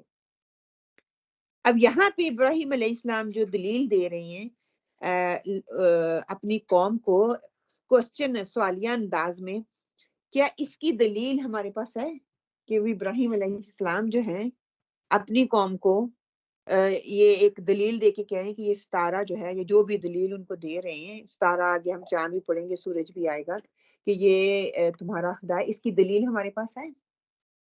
اب میری باتوں کو نہ کہیں کہ سعدیہ کہہ رہی کہ ابراہیم علیہ السلام نے کہا. ہمیں قرآن سے کوئی دلیل اس کی ملتی ہے؟ ابراہیم علیہ السلام نے کیوں ان کو اس چیز پہ چیلنج کیا؟ ابراہیم علیہ السلام نے ان کے سامنے چیلنج رکھا کہ تم سمجھتے ہو، تم یہ مجھے کہتے ہو کہ یہ میرا خدا ہے، اس کی کوئی دلیل؟ بتا رہے نا کہ یہ کیسے میرا رب ہو سکتا ہے جو غروب ہو گیا. ہاں، تو کہ جو رب وہ اتنی شعور سے کیوں قرآن میں بار بار آتا ہے نا کہ چاند ستارے اللہ کی دیکھو، ان کو علم حاصل کرو، اور اللہ ایک ہی ہے. اللہ ایک ہی ہے. پچھلی ہی آیت کہہ رہی ہے نا، اللہ تعالیٰ نے ساتھ ہی کہہ دیا میں نے ابراہیم علیہ السلام کو زمین اور آسمان کی جو عجائبات تھے وہ دکھا دی. یہ دلیل ہے. ان کے پاس کیا دلیل ہے؟ سوال کر سکتے ہیں نا کہ آپ کیا کہہ رہے ہو کہ واقعی جو مطلب آپ کہہ رہے ہیں کہ ابراہیم علیہ السلام کہہ رہے ہیں کہ کیا یہ میرا خدا ہے، اس کی دلیل کیا ہے؟ ان کو دکھایا جا چکا ہے اور اس بنیاد پہ وہ کہہ رہے ہیں. وہ ایسی اوپر والی نہیں مار رہے کہ تم مجھے بہت علم ہو گیا. نہیں، اللہ تعالیٰ نے ان کو دکھایا، دکھانے کے بعد ان کے اندر وہ شعور آیا، تو اس شعور کی بنیاد پھر وہ آگے وہ سوال کھڑا کر رہے ہیں. اتنی کہ چاند بھی اللہ تعالیٰ کی بہت بڑی نشانی ہے. اس کے حوالے سے آپ صلی اللہ علیہ وسلم نے فرمایا سورج اور چاند اللہ تعالیٰ کی نشانیوں میں سے دو عظیم نشانیاں ہیں، مگر ان کو الوہیت کا درجہ دینا سخت گمراہی ہے.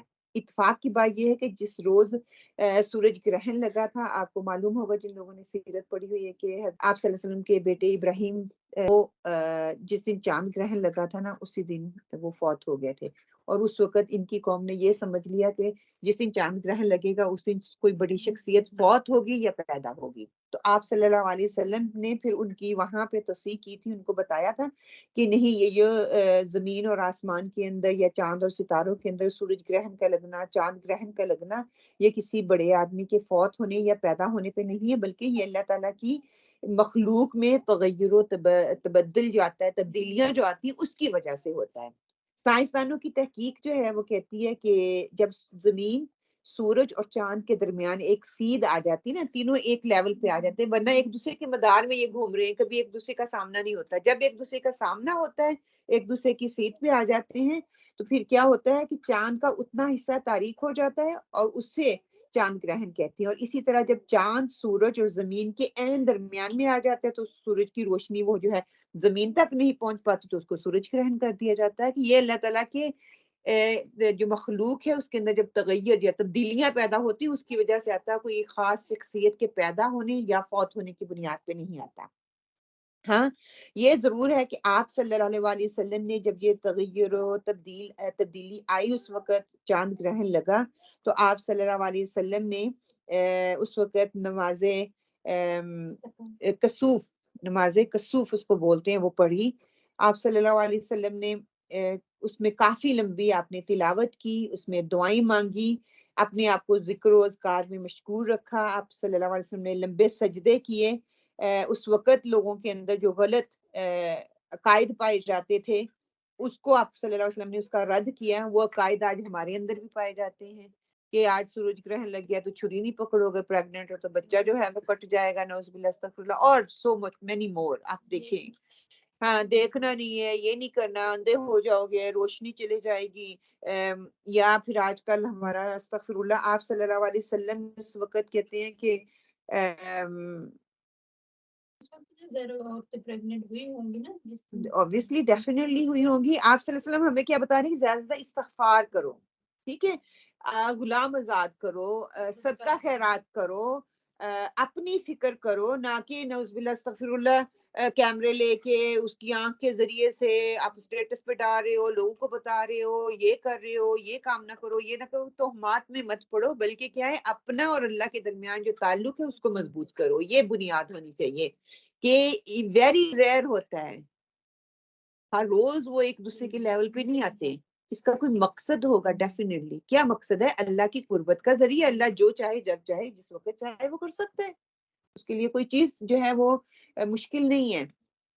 ہم جو ہے نعوذ باللہ استغفر اللہ اس کو دوسری طرف لے کے جانا شروع ہو گئے، کہتے ہیں کہ سورج کی روشنی بہت زیادہ ہے compared to چاند اور ستارے کے۔ دیکھیں، چاند کی روشنی اس کی خود روشنی ہے، لیکن اس کی جو روشنی ہے نا وہ سارا دن سورج سے لیتا ہے تو رات کو چمکتا ہے۔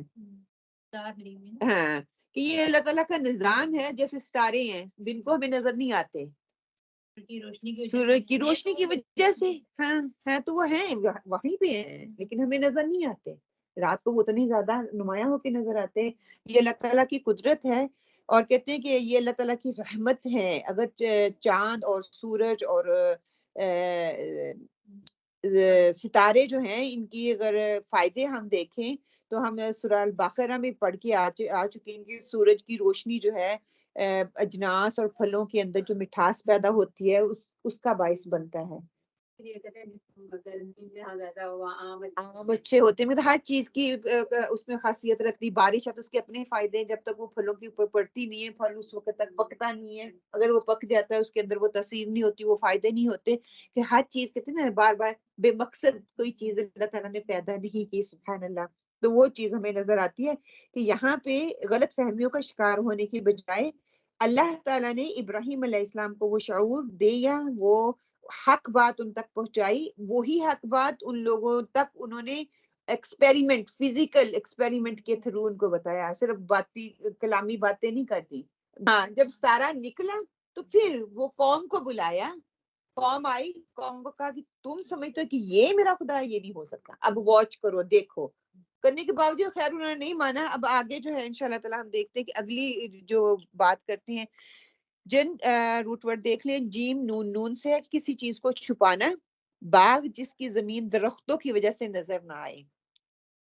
جھنڈ ہم کہتے ہیں نا، جھنڈ کہ کس طرح یہ بہت بکھرا ہوا ہے، نیچے کچھ نظر نہیں آ رہا. جنت کیونکہ اس کی نعمتیں ہم سے مخفی رکھی گئی ہیں، اس لیے اس کو جنت کہا گیا ہے. احب حبابا سے ہے گندم، جو وغیرہ کو کہتے ہیں، اور خوشبودار پودوں اور پھولوں کے بیج جو ہوتے ہیں بیج، ان کو کہا جاتا ہے. اور محبوب اور عاشق کے لیے یہ لفظ استعمال ہوتا ہے. اور الافلین الف فالام سے ہے محتاب اور نجوم وغیرہ کا غروب ہونا. بھیڑ بکری کے چھوٹے بچے کو کہا جاتا ہے. اونٹ کے کمزور اور چھوٹے بچے کے لیے یہ لفظ استعمال کیا جاتا ہے. ہم نے تفسیری نکات سے سیکھا کیا ہے کہ حضرت ابراہیم علیہ السلام کا کائناتی مظاہرے سے اللہ کے وجود کو پہچان لینا. خالق وہ ہے جو نہ صرف قائم رہتا ہے بلکہ قائم بھی رکھتا ہے. جو خوب ڈوب جائے، جو خود ڈوب جائے، وہ کسی کو کیا بچا سکتا ہے. رغبت اور رجوع کرنے والوں کے لیے زمین اور آسمان کی مخلوقات میں نشانیاں ہیں. اگر ہم رغبت کرنا چاہتے ہیں، رجوع کرنا چاہتے ہیں، غور و فکر کرنا چاہتے ہیں، بے انتہا نشانیاں ہمارے ارد گرد ہیں. ہم اس کو دیکھ کے اللہ کی قربت کا ذریعہ بن سکتے ہیں. معبود کی پہچان کیسے کی جا سکتی ہے کہ وہ قائم و دائم اور قائم ہے. خالق ہے جسے تخلیق نہ کیا گیا ہو. مختار کل کیسے ہے؟ جو خود بے اختیار، جو خود اختیار نہیں رکھتا، وہ دوسروں کو کیا اختیار کر دے گا کہ وہ کرے. لیکن اللہ سبحانہ تعالیٰ جو خود بے اختیار نہ ہو، وہ خود دوسروں کو کریٹ کرنے والا ہے، دوسرے اس کو کریٹ نہیں کرنے والے. ہم نے سیکھا کیا ہے کہ خالق صرف اللہ سبحانہ تعالیٰ ہے، باقی سب مخلوق ہیں. تو مخلوق کبھی بھی خالق کے برابر ہو ہی نہیں سکتی. جو خود با اختیار نہیں، وہ دوسروں کے معاملات کو مختار کیسے ہو سکتا ہے؟ وہ کبھی بھی نہیں ہو سکتا. اس لیے مخلوق سے نہیں، صرف اور صرف اللہ سبحانہ تعالیٰ اپنے خالق سے ہی ہم نے امید رکھنی ہے. اللہ سے امید رکھنی ہے، دوسرے لوگوں سے امید نہیں رکھنی، ان کو اپنا خدا نہیں بنانا. اپنے شاندار خالق کی مکمل اطاعت اور فرمانبرداری کرتے رہنا ہے. ماننے والوں کے لیے کائنات کی ہر چیز اپنے خالق کی وجود کی گواہی دیتی ہے، اور مختار کل کائنات کے آگے اپنا سر تسلیم خم کر لینا ہے. یہ نہیں کہ ہم نے اس چیز کو ماننا نہیں ہے جس طرح کہ وہ ہٹ درم تھے. پھر کیا ہے کہ بے شک ہدایت تو اللہ ہی کی طرف سے ملتی ہے. آیت نمبر 77 کا ٹاپک آپ لکھ لیں. محاورہ ترجمہ. پھر جب چاند کو چمکتا ہوا دیکھا تو فرمایا یہ میرا رب ہے، لیکن جب وہ غروب ہو گیا تو آپ نے فرمایا اگر مجھ کو میرے رب نے ہدایت نہ کی تو میں گمراہ لوگوں میں سے شامل ہو جاؤں. اور ہر نبی اور پیغمبر کی یہی الفاظ تھے کہ اگر میرے رب نے مجھے ہدایت نہ دی ہوتی تو میں کبھی بھی ہدایت نہ پاتا، میں گمراہ لوگوں میں سے ہو جاتا. اب ستارے کے بعد اب چاند کی باری آ گئی. اب فرمایا جا رہا ہے فَلَمَّا الْقَمَرَ بَازِغًا. جب ابراہیم علیہ السلام نے چاند کو چمکتا ہوا دیکھا، ظاہر ہے کہ اس معاشرے میں چاند کے اس وقت پجاری تھے، تو ان کو مشاہدے کے لیے ان کو بلا لیا، ان کو متوجہ کیا. قَالَ هَٰذَا رَبِّی، اور کہا کیا یہ میرا رب ہے. فلما آفلا، پھر جب چاند غروب ہو گیا تو اپنی قوم کو سمجھانے لگے ان کو دوسری دلیل کے ذریعے کہ قال لئن لم يهدني ربي لأكونن من القوم الضالين، کہ اگر میرا پروردگار مجھے راہ راست پر نہ رکھتا تو میں گمراہ لوگوں میں سے ہو جاتا. کہ اگر اللہ میری رہنمائی نہ فرماتا، اگر اللہ تمہاری طرح میں ان چاند ستاروں کو پوجتا رہتا، میں بھی شرک کا شکار ہو جاتا، شرک میں بہک جاتا. تو ہدایت مجھے میرے رب نے دی ہے، اس میں میرا کمال نہیں ہے. میرے رب نے مجھے ہدایت دی. کہ یہدینی کا لفظ ہے نا، دکھانا، چلانا، منزل تک پہنچانے کے لیے لفظ یہ استعمال ہوتا ہے، اور جہاں پر مراد چلانا اور ثابت قدم رکھنے کے لیے آیا ہے. مطلب یہ کہ اگر میرا رب مجھے ہدایت نہ دیتا تو میں کبھی بھی کوئی سیدھے راستے پہ نہ ہوتا. اور ہمارے اختیار میں یہ چیز ہے ہی نہیں کہ ہم سیدھے راستے پہ رہیں. اور ایک حدیث میں آتا ہے، آپ صلی اللہ علیہ وسلم نے فرمایا کہ من یضلل فلا ہادی لہ. جب ہم شروع کلاس کرتے ہیں، شروع میں پڑھتے ہیں نا کہ اگر جسے اللہ تعالیٰ گمراہ کر دے اس کو کوئی ہدایت دینے والا نہیں ہے، اور جس کو ہدایت دے دے اس کو کوئی گمراہ کرنے والا نہیں ہے. سب اختیار اللہ سبحانہ و تعالیٰ کے اختیار میں ہے. القمر کہا جاتا ہے قاف میم را سے کہ پورا چاند، چاند کی روشنی سبزی مائل سفید رنگ کے لیے بھی آتا ہے. بازغن بازغن سے کہ سورج کا طلوع ہونا، اونٹ کی نیش نقل آنا، اور جانوروں کے نشتر لگا کر خون بہانا، اس کے لیے لفظ استعمال ہوتا ہے بازغ. اور الضالین کے سیدھی راہ سے ہٹ جانا، یہ ہدایت کے بالمقابل ہوتا ہے. اور دلال کا لفظ ہر قسم کی گمراہی پر بولا جاتا ہے. دلال مبین سے مراد والہانہ محبت بھی ہوتی ہے. تفسیری نکات سے سیکھا ہم نے کیا ہے کہ اللہ کی ذات زوال اور انقلاب سے بالا تر ہے۔ حضرت ابراہیم علیہ السلام کا چاند کے غروب ہونے اور سورج کے ڈھل جانے پر اللہ کے سوا تمام معبودوں سے بیزاری کا اظہار انہوں نے کیا۔ خلیل اللہ ستاروں اور چاند کو غروب ہوتا دیکھ کر فرماتے کہ میرا رب ہمیشہ دوام والا ہے، ہمیشگی والا ہے، یہ میرے پروردگار ہو ہی نہیں سکتا، کہ میرا رب غروب ہی نہیں ہو سکتا، وہ تو ہمیشہ سے غروب ہو گیا تو وہ تمہارے حقوق وغیرہ سے تو غافل ہو جائے گا پھر، یہ کیسے ممکن ہے؟ حضرت ابراہیم علیہ السلام سورج چاند ستاروں کی غلامی اور مسکینی دیکھ کر اللہ کے ان شرکا کی عبادت، عقیدت اور محبت سے دور ہیں۔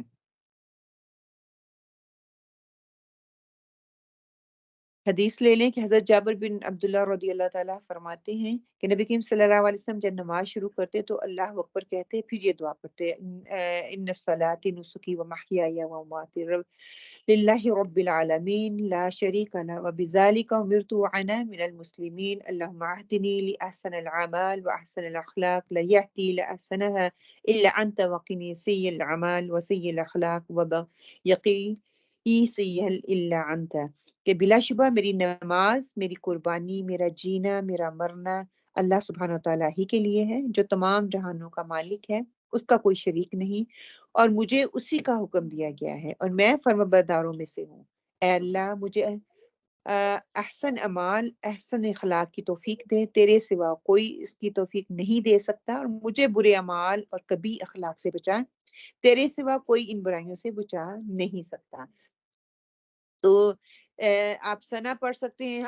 ہم نے جب نماز نبوی پڑھی تھی اس میں کافی جو تھی نا کہ ہم سبحانک اللہ کے علاوہ اور بھی بہت سی دعائیں ہیں جو ہم اس وقت پڑھ سکتے ہیں۔ اب ان سب کو ملا بھی لیں کہ جو سبحانک اللہ سے دل کو سکون اور اطمینان، کیونکہ وہ ایک عادت بنی ہوئی ہے ہم وہی پڑھ لیتے ہیں، تو یہ چھوٹی چھوٹی باقی جو دعائیں ہیں نا یہ بھی ہمیں یاد ہونی چاہیے۔ یہ سیکھا کیا ہے کہ سورج، چاند اور ستاروں کا رب بھی اللہ ہی ہے، وہ خود خدا کیسے ہو سکتے ہیں؟ سورج، چاند اور ستارے سب اللہ کے فرمانبردار ہیں اور رب العالمین تو بڑی برکتوں والا ہے۔ ابراہیم علیہ السلام ہمارے لیے خلوص اور اللہ کی سچی فرمانبرداری کی بہترین مثال بن کر سامنے آئے۔ اگلی جو ہے بات، اب سورج کی بات ہو رہی ہے تو وہاں پہ کیا ہے؟ شرک سے نفرت، بیزاری کا بھی اظہار کریں گے ابراہیم علیہ السلام۔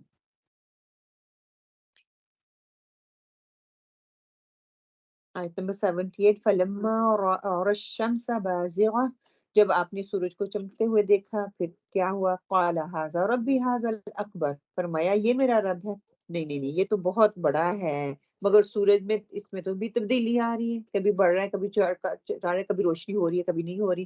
فَلَمَّا أَفْلَتْ، جب وہ بھی غروب ہو گیا، قَالَ إِنِّي بَرِيءٌ مِّمَّا تُشْرِكُونَ، فرمایا اے لوگو میں ان چیزوں سے بیزار ہوں جن کو تم شریک ٹھہرا۔ مقصد یہ کہ نہ ستارہ الہ ہو سکتا ہے، نہ چاند الہ ہو سکتا ہے، نہ سورج الہ ہو سکتا ہے، یہ سب کے سب بڑے بڑے سیارے ہیں، اللہ تعالیٰ کی بہت بڑی بڑی مخلوق ہیں۔ اس کا یہ مطلب نہیں ہے کہ وہ بڑے ہیں تعداد میں یا وسعت میں تو وہ خدا بن جائیں گے۔ وہ اللہ تعالیٰ کی مخلوق ہیں، اللہ تعالیٰ نے ان کو بنایا ہے، اگر وہ چاہتا تو ان کو چھوٹا بھی بنا سکتا ہے اور وہی کام ان سے لے سکتا تھا، اس کو بڑا بنایا ہے۔ اللہ تعالیٰ نے اپنی خدائی کو ظاہر کرنا چاہا کہ خدا جو ہے وہ اتنی بڑی بڑی چیزیں بھی بنا سکتا ہے جو انسان دیکھ بھی نہیں سکتا۔ دیکھیں سورج ہے، ہمیں دیکھنے میں اتنا سا نظر آ رہا ہے، جتنی اس کے قریب جاتے جائیں تو کتنا بڑا ہے۔ ایسے چاند اور ستارے چھوٹے چھوٹے تو نہیں ہیں جو جیسے ہمیں نظر آتے ہیں۔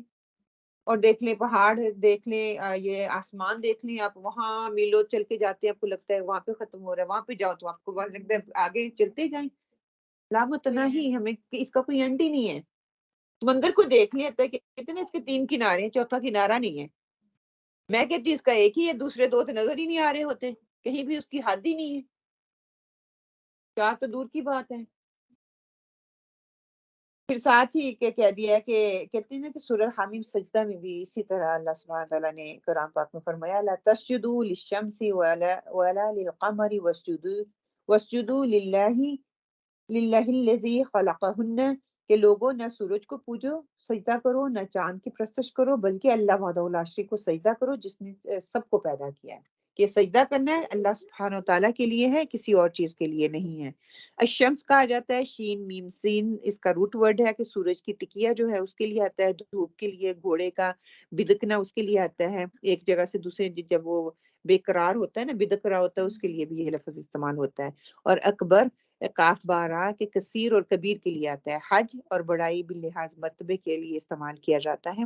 بریون بارا حمزہ سے ہے کہ کسی مکروہ امر سے نجات حاصل کرنا. پاک اور بے گناہ آدمی بے گناہ کے لیے اور پیدا کرنے والے کے لیے آتا ہے. ایجاد اور اختراع کرنے والے کے لیے آتا ہے. صورتیں بنانے والا اور مخلوق کے لیے لفظ استعمال کیا جاتا ہے.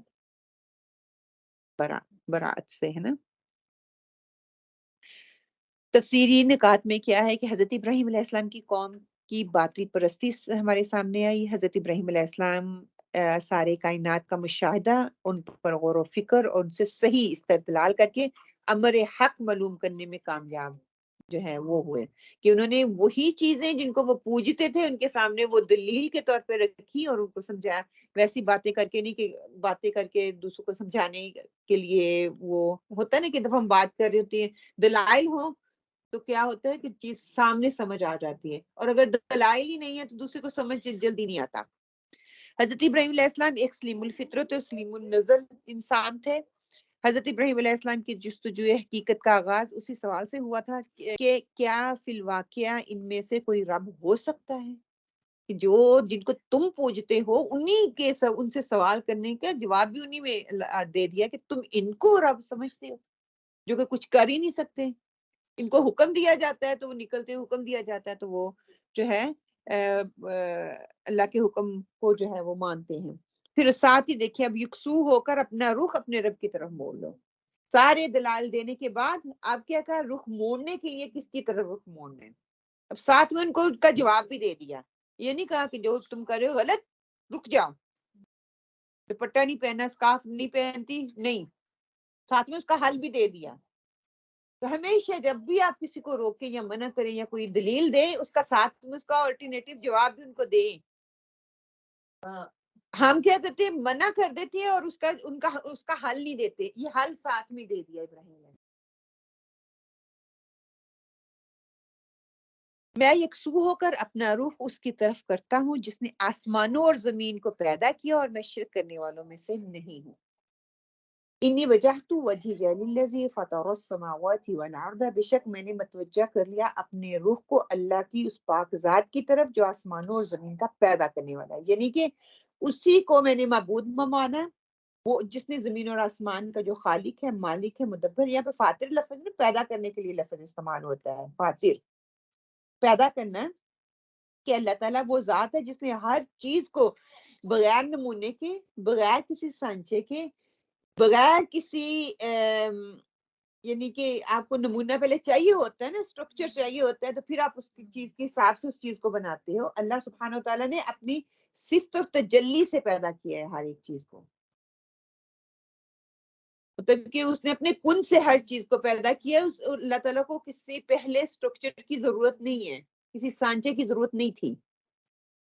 ابراہیم علیہ السلام نے ان کو ساتھ میں یہ بھی کہہ دیا کہ تمام تر جو شریک تم بناتے ہو نا، میں اس سے بری و ذمہ ہوں، بلکہ میں کیا ہوں، حنیفن، حنیف ہوں. حنیف کہتے ہیں کہ ہر طرف سے کٹ کر صرف ایک وحدہ لا شریک کی طرف آ جانا. یکسو ہونا، ہا نون فا سے ہے یہ اس کا روٹ ورڈ، اور مطلب کہ ایک طرف ہو جانا، ایک طرف لگ جانا، فوکسڈ ہو جانا، ون سائیڈڈ ہو جانا. یہ نہیں کہ جو شریک ہوتے ہیں ادھر سے بھی، ادھر سے بھی، ادھر سے چاروں طرف سے، اور جو مواحد ہوتا ہے، احد اکیلا ہوتا ہے. میں کیا ہوں، میں اکیلا ہو گیا، میں یکسو، اسی رب کی طرف میں نے اپنا رخ پھیر دیا. اور یکسو ہونے کا فائدہ کیا ہوگا کہ آپ کے اندر غور و فکر آپ اچھے سے کر سکو گے. اور ساتھ میں کہہ دیا وَمَا أَنَا مِنَ الْمُشْرِكِينَ، میں تو مشرکوں میں سے نہیں ہوں، کہ میں کسی قسم کا شرک نہیں کروں گا. بلکہ نہ تم نے پوجنا ہے، اب ستاروں کو پوجو، تم نے پوجنا ہے اب چاند کو پوجو، جو کرنا ہے کرو. میں نے دلائل جو مجھے اللہ تعالیٰ نے سمجھائے تھے میں نے تمہارے تک پہنچا دیے، میں نے اپنا کام کر دیا.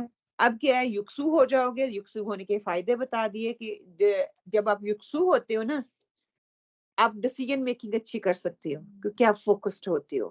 جب آپ یکسو ہوتے ہو چیزوں کی پہچان آپ کو جلدی ہونا شروع ہو جاتی ہے. جب آپ یکسو ہوتی ہے آپ کے اندر گہرائی پیدا ہونا شروع ہو جاتی ہے. جب آپ یکسو ہوتے ہیں آپ کے اندر غور و فکر، آپ کا شعور ابھرنا شروع ہوتا ہے، آپ کے علم کے درجات بلند ہونا شروع ہو جاتے ہیں، آپ کے اندر عمل آنا شروع ہو جاتا ہے، آپ کے اندر یکسوئی پیدا ہو جاتی ہے. کہتے ہیں جس انسان کے اندر جو یکسو ہوتا ہے، جو فوکس ہو کے کام کرتا ہے نا، اس کے اندر پیشنس بہت آنا شروع ہو جاتا ہے، صبر آنا، کیونکہ چیزوں کو سمجھنا شروع کر دیتا ہے نا، کہ یہ نہیں ادھر ادھر ہلچل ہر طرف مچائی ہوئی ہے اور کسی بھی کام کے نہیں پہنچ رہا. اگر میری اور آپ کے اندر یکسوئی آئے گی تو ہم کیا کریں گے، ہم غور و فکر کی جو سب سے بڑی کی ہے وہ ہمارے اندر آنا شروع ہو جائے گی اگر ہم فوکس ہوں گے. اور جب ہم فوکس ہو جائیں گے، غور و فکر کی جو کیا ہے، فطرت سلیم پہ انسان ہوتا ہے تو اللہ تعالیٰ اس کو غور و فکر دیتا ہے، اس کو سمجھ بوجھ دیتا ہے، شعور آتا ہے، اور شعور کے بعد اس کے اندر عمل کی تبدیلی آنا شروع ہو جاتی ہیں. یہ 3 چیزیں ہیں. یہاں پہ سوال میرا آپ لوگوں سے یہ ہے کہ یہاں پہ اللہ سبحانہ تعالیٰ نے، یہاں ابراہیم علیہ السلام نے اپنی قوم کو کہانیوں کے ذریعے کیوں سمجھایا؟ سمجھنی آتی ہے. دوسری طرح ان کو سمجھ نہیں آتی. ٹھیک ہے، پھر اس چیز میں زیادہ دلچسپی لیتے تھے کہ کوئی قصہ کہانی ہے تو پھر قصے کہانیوں میں ان کی دیر تھی. ٹھیک ہے. سارا دار و مدار بھی اسی چیز پہ ہوتا ہے کہ چیز کو چمکتی چیز کو وہ خدائی مانتے ہیں. اسی چیز سے انہوں نے، جیسے سارے پیغمبروں کے بارے میں آتا ہے نا کہ جیسے موسیٰ علیہ السلام کے دور میں جادو بہت تھا، اسی کے ذریعے اس کو توڑ کیا گیا. اسی طرح اس کو بھی نا، وہ ہر چیز کو تاروں کو خدا مان رہی تھی، اسی چیز سے ان کا توڑ کے کیا گیا کہ ان کو سمجھایا گیا، ان کو جگایا گیا، ان کی اندر کو جگایا گیا. کہانی کا مطلب کیا ہوتا ہے نا، اگر یہاں پہ میں آپ کو کہانی بناؤں، دیکھیے وہ قصے کہانیوں کے طور پہ انسان کو وہ جلدی دماغ میں آ جاتی ہے. ہم یہاں پہ بھی دیکھیں، یہ کہتے ہیں نا کہ دماغ کے اندر جو امیجینیشن ہم انسان کرتا ہے نا، وہ زیادہ دیر تک رہتا ہے، کیونکہ امیجن کر کے وہ اسٹوری آپ کو بتا رہے ہوتے ہیں. اسکولوں میں دیکھیں بچوں کو اسٹوریاں جب سناتے ہیں، وہ ایز اٹ از اتنی لمبی اسٹوری نہیں سنائیں گے، وہ آپ کو کنڈینس کر کے تھوڑی کر کے بتاتے ہیں کہ یہ ہوا تھا، اور وہ بعد میں اس کا رزلٹ کے سٹوری کا نتیجہ یہ نکلتا. پڑھتے ہیں نا، ہم بھی پڑھتے ہیں یہ، اور انگلش میں بھی ان کا طریقہ کار یہی ہے. وہی ابراہیم علیہ السلام نے ان کے ذریعے کرنے کی کوشش کی ہے کہ سٹوریوں کے ذریعے ان کو بتا کے، تاکہ ان کے اندر وہ شعور جو ہے اس کو جگایا جا سکے، اور اصل مقصد جو ہے ان سے وہ ان کے لیے واضح کیا جا سکے. کیا یکسو ہونے کے لیے یا فوکس ہونے کے لیے ہماری پریکٹیکل لائف میں کوئی مثال ہے؟ کوئی مثالیں تو بہت ہو سکتی ہیں. آپ کو کوئی سمجھ میں آ رہی ہو کس پہ اگر ہم یکسو ہوں، فوکس ہوں، تو اس کو بہتر کیا جا سکتا ہے؟ اگر ہم یکسو اور فوکس نہیں ہوتے تو اس میں خرابی پیدا ہوتی ہے. کوئی 1-2؟ ہم مسلمان ہیں، ہمارے پاس جو بھی ہے، جو بھی وہ اس میں اکھر گیا، ہم مسلمان ہیں. ہم وہیں پہ رک گئے کہ ہم مسلمان ہیں. ہاں ٹھیک ہے، گڈ. میں فوکس یکسو حنیفن کا لفظ جو نا، اس پہ فوکس کرنا چاہ رہی ہوں. یکسو ہو کر آپ بھی بناتے ہو، اگر آپ اس کے اوپر پورا فوکس نہیں کرتے تو اس میں کوئی نمک زیادہ مرے اپنے مطلب کی چیز. Excellent excellent. ہاں فوکس ہوتے ہیں تو ہوتے ہیں، اگر نہیں ہوتے تو کیا ہوتا ہے، خراب ہو جاتی ہے چیز. جی نماز میں فوکس نہ ہو تو کیا خرابی آتی ہے؟ ہم یکسو نہ ہو، فوکس نہ ہو تو کیا خرابی آتی ہے؟ خشوع نہیں آتا. خشوع کے لیے ہمیں کیا کرنا پڑے گا؟ پھر ہمیں فوکس لانا پڑے گا. فوکس ہم نے کیوں لے کے آنا؟ کہ ہم بامقصد زندگی جینا چاہتے ہیں، بامقصد کام کرنا چاہتے ہیں. اور یہ بامقصد کیوں ہے؟ کیونکہ میرا گول ہے، میرا ویژن ہے، میرا ایم ہے. میں کیوں کھڑی ہوں؟ میں کیوں نماز پڑھ رہی ہوں؟ کس کے لیے میں پڑھ رہی ہوں؟ کس کے سامنے میں کھڑی ہوں؟ سب سے بڑی بات تو یہ ہے، کس کے سامنے میں کھڑی ہوں. اگر یہ ساری چیزوں کا مجھے شعور ہوگا، میرے اندر حنیف آئے گا کہ نہیں آئے گا؟ میں یکسو ہوں گی کہ نہیں ہوں گی؟ میں اس رب کے آگے کھڑی ہو رہی ہوں جس کی پہچان ابراہیم علیہ السلام نے اپنی قوم کو کروائی اور دلائل کے ساتھ کروائی. کیا میں جب اپنی قوم کو یا اپنے ارد گرد کے لوگوں کو اللہ تعالیٰ کی پہچان کراتی ہوں، کیا میں انہی ریسورسز کا استعمال کرتی ہوں؟ کیا میں انہی طریقوں کو استعمال کرتی ہوں؟ میں سیدھا کہتی ہوں نہیں، اللہ نے گناہ معاف، دوزخ اور جنت پاس. ہاں جنت بھی تو اب تھوڑا تھوڑا شعور آنا شروع ہو گیا تو جنت ہمارے قریب ہونے لگی، ورنہ ہم سب کو گناہ، حرام، دوزخ، بس. گناہ. بچے بھی کہتے ہیں عجیب اللہ ہے کہ مطلب اتنا سخت اللہ. آپ تو کہہ رہی اللہ اتنا مہربان ہے، نہایت مہربان. بار بار ہم ادھر سے الحمد کی بھی اس کی تشریح کر رہے ہوتے ہیں، اور ساتھ ساتھ ان کو ٹو دا پوائنٹ کہہ رہے ہیں اس حرام. اللہ سبحانہ اس حرام اینڈ یو گونا گیٹ گناہ فار اٹ. کہتے اس کے علاوہ کوئی ہے ہی نہیں. اس کی آلٹرنیٹو دیکھیں، ساتھ ہی انہوں نے اس کا جواب بھی دے دیا کہ گناہ ہے تو کیوں ہے، ریزن بھی دیں. تاکہ ان کے لیے وہ چیز واضح ہو، اور اگر میں گناہ کروں گی اس کے کانسیکوینسز کیا ہیں، اس کا رزلٹ کیا نکلنا ہے، ان کو آخرت تک نہیں، ابھی دنیا میں رہتے ہوئے اس چیز کا شعور تو دیں، اور میں یہ تبھی دے سکوں گی جب مجھے ہوگا۔ اچھا ایک عام مثال، کتنے ڈرائیور ہیں ہاں یہاں پہ بیٹھے، ہم سارے الحمدللہ ڈرائیور ہیں نا، کر لیتے ہیں نا ڈرائیور کی اگر ہم یکسونی ہوتے تو کیا ہوتی، کیا خرابی آئے گی؟ اگر یہ میں ڈرائیو کرتے تو میرے بیٹے کو عادت ہے کہ جیسے وہ یلو کار دیکھتے ہیں تو وہ سارے بچوں کی پتہ نہیں کیوں اس طرح کرتے ہیں۔ کرتے ہیں نا۔ لاسٹ ٹائم جب وہ میرے ساتھ بیٹھا ہوا تھا تو اس نے ایسا کیا، تو میں نا یلو کار ڈھونڈنے میں لگ گئی نا۔ تو جس میں نے آپ پٹری سے اترنا شروع کی، گاڑی اسی جس سمت میں نظر جا رہی تھی نا اسی سمت میں جانے لگی، تو میرے بیٹے نے بتایا کہ آپ گاڑی ادھر لے کے جا رہی ہیں، تو کل اس نے مجھے بتایا کیا یلو کار ہے، تو میں نے پھر ادھر ادھر دیکھا، میں نے first driving and then yellow car. ہاں یکسور رہو، فوکس رہو گے تو منزل مقصود تک پہنچو گے، ورنہ کیا ہے حادثہ ہو سکتا ہے، خود کو نقصان ہو سکتا ہے، گاڑی کو نقصان ہو سکتا ہے، دوسرے کو نقصان ہو سکتا ہے، مرا بندہ سکتا ہے، سسٹم درم برم ہو سکتا ہے۔ جیسے ہم پھر بھٹکنے کے زیادہ چانس ہیں، راستے سے دور ہونے کی زیادہ چانسز ہیں۔ تو یہ بات ابراہیم علیہ السلام یہاں پہ کر رہے ہیں، اللہ تعالیٰ ہمیں حنیف بنائے، ہمیں یکسو بنائے۔ اللہ سبحانہ وتعالیٰ کی طرف سبحان اللہ بیوٹیفل آیات، اور جس حوالے سے جس طریقے سے ابراہیم علیہ السلام نے اپنی قوم کو شعور دیا، سمجھانے کی کوشش کی، اللہ سبحانہ وتعالیٰ ہمیں بھی وہ شعور، وہ غور و فکر اور وہ طریقہ دے دے، ہماری زبانوں میں وہ تاثیر پیدا کر دے کہ ہم دوسرے کو سمجھا سکیں۔ اب آیت نمبر 80 جو ہے انشاءاللہ تعالیٰ، اللہ کا علم ہر چیز کو گھیرے میں لیے ہوئے ہے انشاءاللہ تعالیٰ۔ با محاورہ ترجمہ، اور ان سے ان کی قوم نے حجت کرنا شروع کر دی۔ آپ صلی اللہ علیہ وسلم نے فرمایا کہ آپ نے فرمایا کہ تم اللہ کے معاملے میں مجھ سے حجت کرتے ہو، حالانکہ اس نے مجھے طریقہ بتلایا ہے، اور میں ان چیزوں سے جن کو اللہ تعالیٰ کے ساتھ شریک بناتے ہو نہیں ڈرتا۔ ہاں اگر میرا پروردگار کوئی امر چاہے، میرا پروردگار ہی ہر چیز کو اپنے علم میں اور گھیرے میں لیے ہوئے ہے، کیا تم پھر بھی خیال نہیں کرتے؟ اب دیکھو کہ میں وہی طریقہ بتلا رہا ہوں جو طریقہ میرے رب نے مجھے بتایا ہے۔ انہوں نے یہ نہیں کہا کہ مجھے جو سمجھ میں آیا میں وہ بتا رہا ہوں، یا میرا شعور یا میری عقل جو کہتی ہے وہ بتا، نو، جو میرے رب نے مجھے سکھایا وہی میں تمہیں سکھانے کی کوشش کر رہا ہوں، اور جن کو تم معبود بنا رہے ہو وہی کیا ہے، میں ان سے ڈروں جن کو تم اپنے ہاتھوں سے بنا کے کھڑا کر رہے ہو، جس کو اس رب نے بنایا تم انہی سے ڈر رہے ہو، جو کہ خود اپنے مختار نہیں ہے، وہ اللہ تعالیٰ کے حکم سے چل رہے ہیں، تم اس کو بنا رہے ہو۔ قال، اس نے جواب دیا، کس نے؟ حضرت ابراہیم علیہ السلام نے کہا، اتحاجونی فی اللہ، کیا تم اللہ کے بارے میں مجھ سے جھگڑا کرتے ہو؟ وقد ہدانی، حالانکہ اللہ تعالیٰ نے مجھے ہدایت دی، ہدایت عطا کی، اس نے میری صراط مستقیم طرح رہنمائی کی، تم مجھ سے کیسے جھگڑ کر سکتے ہو؟ سن لو، ولا اخاف ما تشرکون بھی، میں ان چیزوں سے خوف نہیں کھاتا جن کو تم شریک بناتے ہو، جن کو تم معبود کر، وہ بے جان ہے، بے حقیقت ہے، ان کا کوئی سہارا ہی نہیں ہے، ان کو کوئی اختیار ہی نہیں ہے، میں ان سے بالکل بھی نہیں ڈرتا۔ ہر چیز کا مالک، خالق اور کنٹرول میرے رب کے ہاتھ میں ہے۔ اور ساتھ ہی ابراہیم علیہ السلام نے ان سے کیا کہہ دیا؟ الا ان یشاء ربی شیئا، اختیار اور تصرف کس کے پاس ہے؟ میرے رب کے پاس ہے، وہ جو چاہے، جو عطا کرنا چاہے جس کو دے دے، جس سے چھیننا چاہے اس کو سے چھین لے، وہ ہر چیز پر قدرت رکھنے والا ہے، جس کسی کو تکلیف دے، کسی کو سکھ میں رکھے، دکھ میں رکھے، اسی کے اختیار میں ہے۔ وسع ربی کل شیء علما، میرے رب کا علم بہت وسیع ہے، مطلب کہ وہ علیم کل ہے یا عالم الغیب ہے، وہ اس کا ہر چیز پہ ہے، جو غائب ہے، ظاہر ہے، پوشیدہ ہے، جو چھپی ہوئی ہے، ہر ایک چیز پہ میرے رب کا احاطہ ہے۔ افلا تتذکرون، کیا تم نصیحت نہیں پکڑتے؟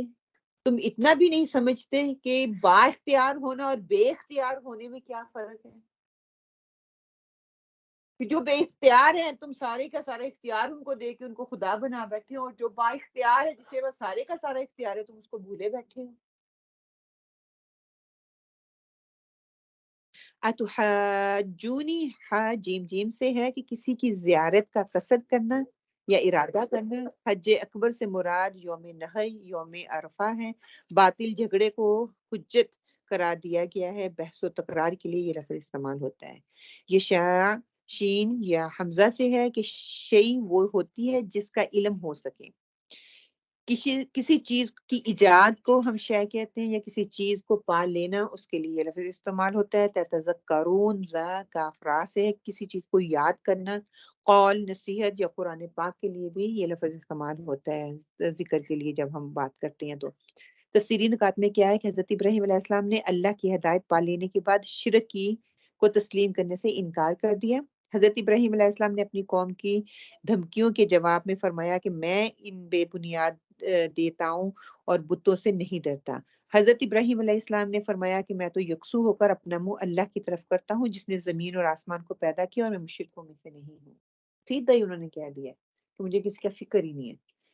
انہوں نے یہ نہیں کہا کہ مجھے اپنے باپ کی فکر ہے، انہوں نے یہ نہیں کہا مجھے اپنی فیملی کی فکر ہے، انہوں نے یہ نہیں کہا کہ میرے باپ کا بزنس اتنا زیادہ ہے، اتنا مشہور ہے، اتنا اس وقت کہتے ہیں وہ کائنڈ آف کنگ، امیر ترین طبقے میں سے ان کا تعلق تھا۔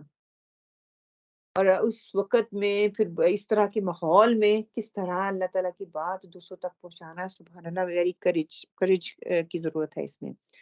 حدیث لے لیں کہ عبداللہ بن مسعود رضی اللہ تعالیٰ نے بیان کیا کہ جب آیت نازل ہوئی الذین آمنوا ولم یلبسوا ایمانہم بظلم، جو لوگ ایمان لائے اور اپنے ایمان میں ظلم کی ملاوٹ نہیں کی، نازل ہوئی، نبی کریم صلی اللہ علیہ وسلم کے صحابہ نے عرض کیا ہم میں سے ایسا کون ہے جس نے ایسا ایمان میں ظلم نہیں کیا ہوگا؟ تو اس پر سورۃ لقمان کی یہ آیت نازل ہوئی، لا تشرکوا باللہ ان الشرک بظلم عظیم، کہ اللہ کے ساتھ کسی کو شریک نہ ٹھہرا، بے شک اللہ کے ساتھ شریک ٹھہرانا ہی شرک عظیم ہے۔ انشاءاللہ اس حدیث کی ڈیٹیل اینڈ پہ ہم پڑھیں گے انشاءاللہ۔ مبلغ کی خصوصیات کیا ہونی چاہیے کہ توحید پر قائم رہنے والا ہو خود، اور ساتھ میں آزمائشوں پہ صابر۔ یہ لازم و ملزوم ہے، یہ ہو ہی نہیں سکتا کہ آپ دین کا پیغام دوسروں تک پہنچا رہے ہوں اور آپ کہیں کہ آپ پہ آزمائش نہ آئے، ڈیفینیٹلی آزمائش آئے گی۔ اور اللہ سے مدد طلب کرنا، اللہ کی مدد کے بغیر کچھ بھی نہیں ہم کر سکتے۔ بار بار دیکھیں وہ کہہ رہے ہیں ہدانی ہدانی، اللہ نے مجھے ہدایت دی تو میں یہ کام کر سکا، اللہ نے مجھے ہدایت دی تو میری زبان کھلی، اللہ نے مجھے ہدایت دی تو میں یہ پیغام آپ تک پہنچا سکا، اللہ نے ہدایت مجھے دی ہے تو میرے اندر کرج آئی، میرے اندر یہ وسعت آئی کہ میں دوسروں کو بتا سکوں، اور ہمیشہ اللہ سے دعا مانگتے رہیں۔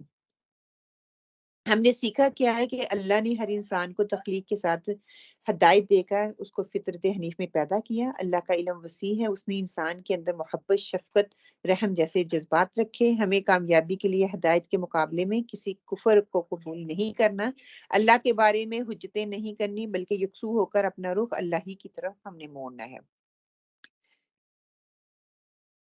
اور اللہ سبحانہ تعالیٰ نے نہ صرف انسان کو علم سے نوازا، اس کے نفس کو سنوارا، بلکہ اس کی بدی اور نیکی کی بھی سمجھ اس کے اندر رکھ دی ہے کہ یہ صحیح ہے، یہ غلط ہے، یہ درست ہے۔ اگر ہم کائنات پر غور و فکر کریں، اپنے ضمیر کی آواز سنیں تو انشاءاللہ ہدایت ہم پا سکتے ہیں۔ اللہ سے دعا کرتے رہنا ہے کہ اللہ ہم کو گمراہ لوگوں میں شامل نہ کرے، آمین۔ آیت نمبر 81 اور 82 انشاءاللہ تعالیٰ میں دونوں کو کنکلوڈ کر دیتی ہوں۔ حضرت ابراہیم علیہ السلام نے اب مزید ان کو کیا کہا، وَكَيْفَ أَخَافُ مَا أَشْرَكْتُمْ، میں کسی چیز کا مجھے خوف نہیں ہے، کسی چیز کا ڈر نہیں ہے، وَلَا تَخَافُونَ أَنَّكُمْ أَشْرَكْتُمْ بِاللَّهِ، تم اس بات سے نہیں ڈرتے کہ تم اللہ کے ساتھ شریک بناتے ہو۔ تمہیں اس چیز سے ڈرنا چاہیے کہ تم اللہ کے ساتھ شریک بناتے ہو، تم الٹا مجھے کہہ رہے ہو کہ تم اللہ سے نہیں ڈر رہے۔ معلم ینزل بھی علیکم سلطانہ، جن کے بارے میں تم کو دلیل دے رہا ہوں، تم محض اپنی خواہشات نفس کے پیچھے چل رہے ہو، اپنے رسم و رواج کے پیچھے چل رہے ہو، لوگوں سے ڈر رہے ہو، اپنے رسم و رواج کو چھوڑنے پہ تم ڈر رہے ہو اور خوف کھا رہے ہو، نہ کہ اس رب کے لیے تم ڈر رہے ہو جس کے لیے ڈرنا چاہیے۔ فَأَيُّ الْفَرِيقَيْنِ أَحَقُّ بِالْأَمْنِ، اور دونوں فریقوں میں سے کون سا فریق امن پہ ہے، نجات پہ ہے، ایک فرقہ ہے یا دوسرا فرقہ ہے، تم بس اسی میں پڑے ہوئے ہو، یہ نہیں دیکھ رہے کہ کون شرک کر رہا ہے، کون غلط راستے پہ تمہیں لے کے جا رہا ہے۔ ان کنتم تعلمون، اگر تمہیں کچھ علم اور سمجھ ہے تو فیصلہ جو ہے وہ خود ہی کر کے دیکھ لو، اللہ تعالیٰ کے انعامات میں کون زیادہ حقدار ہے، کہ اللہ تعالیٰ نے کتنی نعمتیں دی ہیں، اس میں سے کون زیادہ حقدار ہے، یہ تم خود فیصلہ کرو۔ اور آیت نمبر 82 میں الذین آمنوا، جو ایمان لائے، ولم یلبسوا ایمانہم بالظلم، اور انہوں نے اپنے ایمان کو ظلم کے ساتھ نہیں ملایا، اولئک لہم الامن، امن ایسے ہی لوگوں کو حاصل ہوگا، وہی زیادہ حقدار ہیں کہ جو اللہ پر ایمان لے کے آئیں گے امن وہی کر رہے ہیں، اور جو ایمان نہیں لے کے آئے وہ ظلم کر رہے ہیں۔ اب یہاں پہ کہتے ہیں کہ صحابہ کرام جب یہ آیت نازل ہوئی، صحابہ کرام کو تو فکر پڑ گئی کہ یہاں پہ ظلم کی بات کی جا رہی ہے۔ بخاری، مسلم اور ترمذی کی حدیث کی روایت کے مطابق عبداللہ بن مسعود سے مروی ہے کہ صحابہ کرام کو خیال ہوا کہ ظلم سے مراد عام کوتاہی ہے، تو انہوں نے آپ صلی اللہ علیہ وسلم سے عرض کیا ہم میں سے کون ایسا شخص ہے جس نے ظلم یعنی کہ چھوٹی موٹی خطا جسے سرزد نہ ہوتی ہو، اگر ہم چھوٹے بڑے گناہ پر گرفت ہو گئی ہماری تو ہماری نجات تو محال ہے، ہم تو نجات پا ہی نہیں سکیں گے۔ آپ صلی اللہ علیہ وسلم نے پھر اس کی وضاحت فرمائی، لفظ ظلم کا اطلاق ہر چھوٹی سے چھوٹی برائی سے لے کر بڑے سے بڑے گناہ پر ہوتا ہے، اور اگر لغوی لحاظ سے دیکھا جائے ہر چیز کو اپنے اصل مقام کی بجائے دوسرے مقام پر رکھ دینا جو ہے وہ ظلم ہو جاتا ہے۔ فار ایگزامپل ہم مسجد میں آئے، ہم نے دائیں پاؤں کی بجائے بایاں پاؤں رکھ دیا، یہ ظلم ہے۔ یہ چھوٹی سی چیز ہے، ہم اس کو معمولی سمجھتے ہیں تاکہ یہ سنت ہے۔ مسجد میں اگر ہم نے یہ دایاں پاؤں کی بجائے ہم نے بایاں پاؤں رکھ دیا تو یہ ظلم ہو جائے گا۔ اور پھر ساتھ میں کہا بڑی سے بڑا جو شرک ہم کرتے ہیں یہ ظلم عظیم ہے۔ اور ظلم عظیم پھر سورۃ لقمان کی وہ آیت جو بھی میں نے آپ کے سامنے پڑھی، ان الشرک لظلم عظیم، یہ آپ صلی اللہ علیہ وسلم نے ان کے سامنے رکھی اور فرمایا کہ ظلم، اس آیت میں ظلم سے چھوٹا موٹا گناہ مراد نہیں بلکہ وہاں پہ شرک عظیم اللہ کے ساتھ شرک کرنا ہے، اور یہاں پہ مراد چھوٹے سے چھوٹے اور بڑے سے بڑا، مطلب چھوٹے سے لے کے بڑے تک، یا اپنے الفاظ میں کہیں الف سے لے کے یا تک جو ہے وہ سارے کے سارا اس میں آ جاتا ہے۔ اور وہم مہتدون، اور یہی ہدایت یافتہ لوگ ہیں کہ جو اس چیز کو سمجھ جائیں گے وہ ہدایت یافتہ لوگ ہیں۔ اور کہتے ہیں کہ پھر سورۃ البقرہ کی طرف اگر ہم جاتے ہیں، صحابہ کرام کو جب اشکال پیدا ہوا، ان کو کافی آیات ایسی تھی جن پہ اشکال پیدا ہوا، جس طرح یہاں پہ ان کو ہوا کہ اس طرح ہوگا، چھوٹی چھوٹی پکڑ ہم سے پکڑ کی جائے گی تو ہماری جو ہے نجات کا ذریعہ نہیں ہے۔ کہتے ہیں تبدو ما فی انفسکم او تخفوا یحاسبکم بہ اللہ، کہ جو کچھ اپنے نفسوں میں تم ظاہر کرو یا چھپاؤ اللہ تعالیٰ ضرور اس کا حساب لے لے گا۔ تو صحابہ کرام کو پھر اس پہ ہو گیا تخفو، کہ ہر چیز جو ہمارے خیال میں بھی اللہ تعالیٰ سے تو مخفی نہیں ہے، وہ ہماری تو وہاں پہ پکڑ ہوگی۔ پھر ساتھ ہی آپ صلی اللہ علیہ وسلم نے ان کو کہہ دیا کہ نہیں، غفرانک ربنا، اللہ تعالیٰ سے دعا مانگا کرو کہ اللہ تعالیٰ ہمیں معاف فرما دے، اللہ تعالیٰ معافی فرمانے والا ہے، لا یکلف اللہ نفسا الا وسعها، تو اللہ تعالیٰ انسان کی وسعت سے زیادہ اس کے اوپر بوجھ نہیں ڈالتا۔ کہ تمہارے نفس کے اندر اس طرح کی چیزوں کا آ جانا، وسوسوں کا آ جانا، یہ تمہارے کنٹرول میں نہیں ہے، اس پہ پکڑ بھی نہیں ہے جب تک کہ تم اس کو عمل میں نہیں لے کے آتے ہو۔ اور مینی مور، اور بہت سی ایسی آیات تھی جہاں پہ آپ صلی اللہ علیہ وسلم نے صحابہ کرام کی توصیح کی، ان کی جو آیات ہیں ان کے بارے میں ان کو واضح کیا۔ یہاں پہ میں ایک چھوٹا سا بتاتی چلوں کہ حضرت حذیفہ کے حوالے سے آتا ہے کہ جب حضور پاک صلی اللہ علیہ وسلم نے یہ ساری باتیں ان کو بتا دی، قد اقررت، میں نے مان لیا آپ کے ارشادات پر، اسی طرح عمل کروں گا جس طرح۔ کہتے ہیں ایک آدمی آیا، حضرت جریر بن عبداللہ اس کو راوی ہیں، وہ کہتے ہیں کہ ایک دفعہ آپ صلی اللہ علیہ وسلم کے ہمراہ کسی کام سے مدینے سے باہر نکلے، تھوڑی دور گیا ہے کہ ایک سوار کو انہوں نے دیکھا جو سواری کو دوڑاتا ہوا ہماری طرف آ رہا تھا۔ اسے دیکھ کر آپ صلی اللہ علیہ وسلم نے فرمایا یہ سوار تمہارے پاس ہی آنا چاہتا ہے۔ جب وہ ہمارے پاس پہنچا تو اس نے سلام کیا، ہم نے جواب دیا۔ پھر آپ صلی اللہ علیہ وسلم نے اس سے دریافت کیا من این اقبلت، تم کہاں سے آئے ہو؟ عرض کیا اہلی و والدی و عشیرتی، اپنے پچھلے اہل و عیال، بال بچے اور خاندان چھوڑ کر آ رہا ہوں۔ آپ صلی اللہ علیہ وسلم نے دریافت کیا اینا ترید، کیا کہاں جانا چاہتے ہو، کہاں جانے کا خیال ہے تمہارا؟ تو وہ شخص کہنے لگا ارید رسول اللہ صلی اللہ علیہ وسلم، میں تو رسول صلی اللہ علیہ وسلم کی خدمت میں حاضر ہونا چاہتا ہوں۔ آپ صلی اللہ علیہ وسلم نے فرمایا قد عصیتہ، اس تک تم پہنچ گئے ہو۔ پھر اس شخص نے عرض کیا یا رسول اللہ علمنی مل ایمانہ، یعنی کہ ایمان کیا ہے مجھے سکھا دیجئے۔ آپ نے فرمایا ایمان یہ ہے کہ آپ اللہ کی گواہی دو، اشہد ان لا الہ الا اللہ و اشہد ان محمد الرسول اللہ، کہ تم دل سے گواہی دو کہ اللہ کے سوا کوئی معبود نہیں، محمد صلی اللہ علیہ وسلم اللہ کے رسول ہیں۔ پھر ظاہری احکام میں اوبویسلی نماز ہوگی، زکوٰۃ ہوگی، آپ صلی اللہ علیہ وسلم نے ان کے بارے میں بتایا۔ پھر حج کے بارے میں اگر تمہیں استطاعت ہے تو تم حج کرنا۔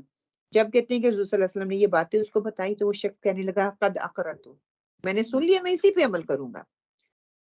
پھر واپس وہ چلا گیا، کہتے ہیں گیا تھوڑی دور گیا ہے، اونٹ جو ہے اس کا پاؤں جو ہے نا چوہے کی بل تھی، اس میں وہ گرا ہے تو اونٹ گرا، جب اونٹ گرا تو وہ بھی اونٹ کے اوپر سے گرا، تو وہیں پہ وہ ختم ہو گیا۔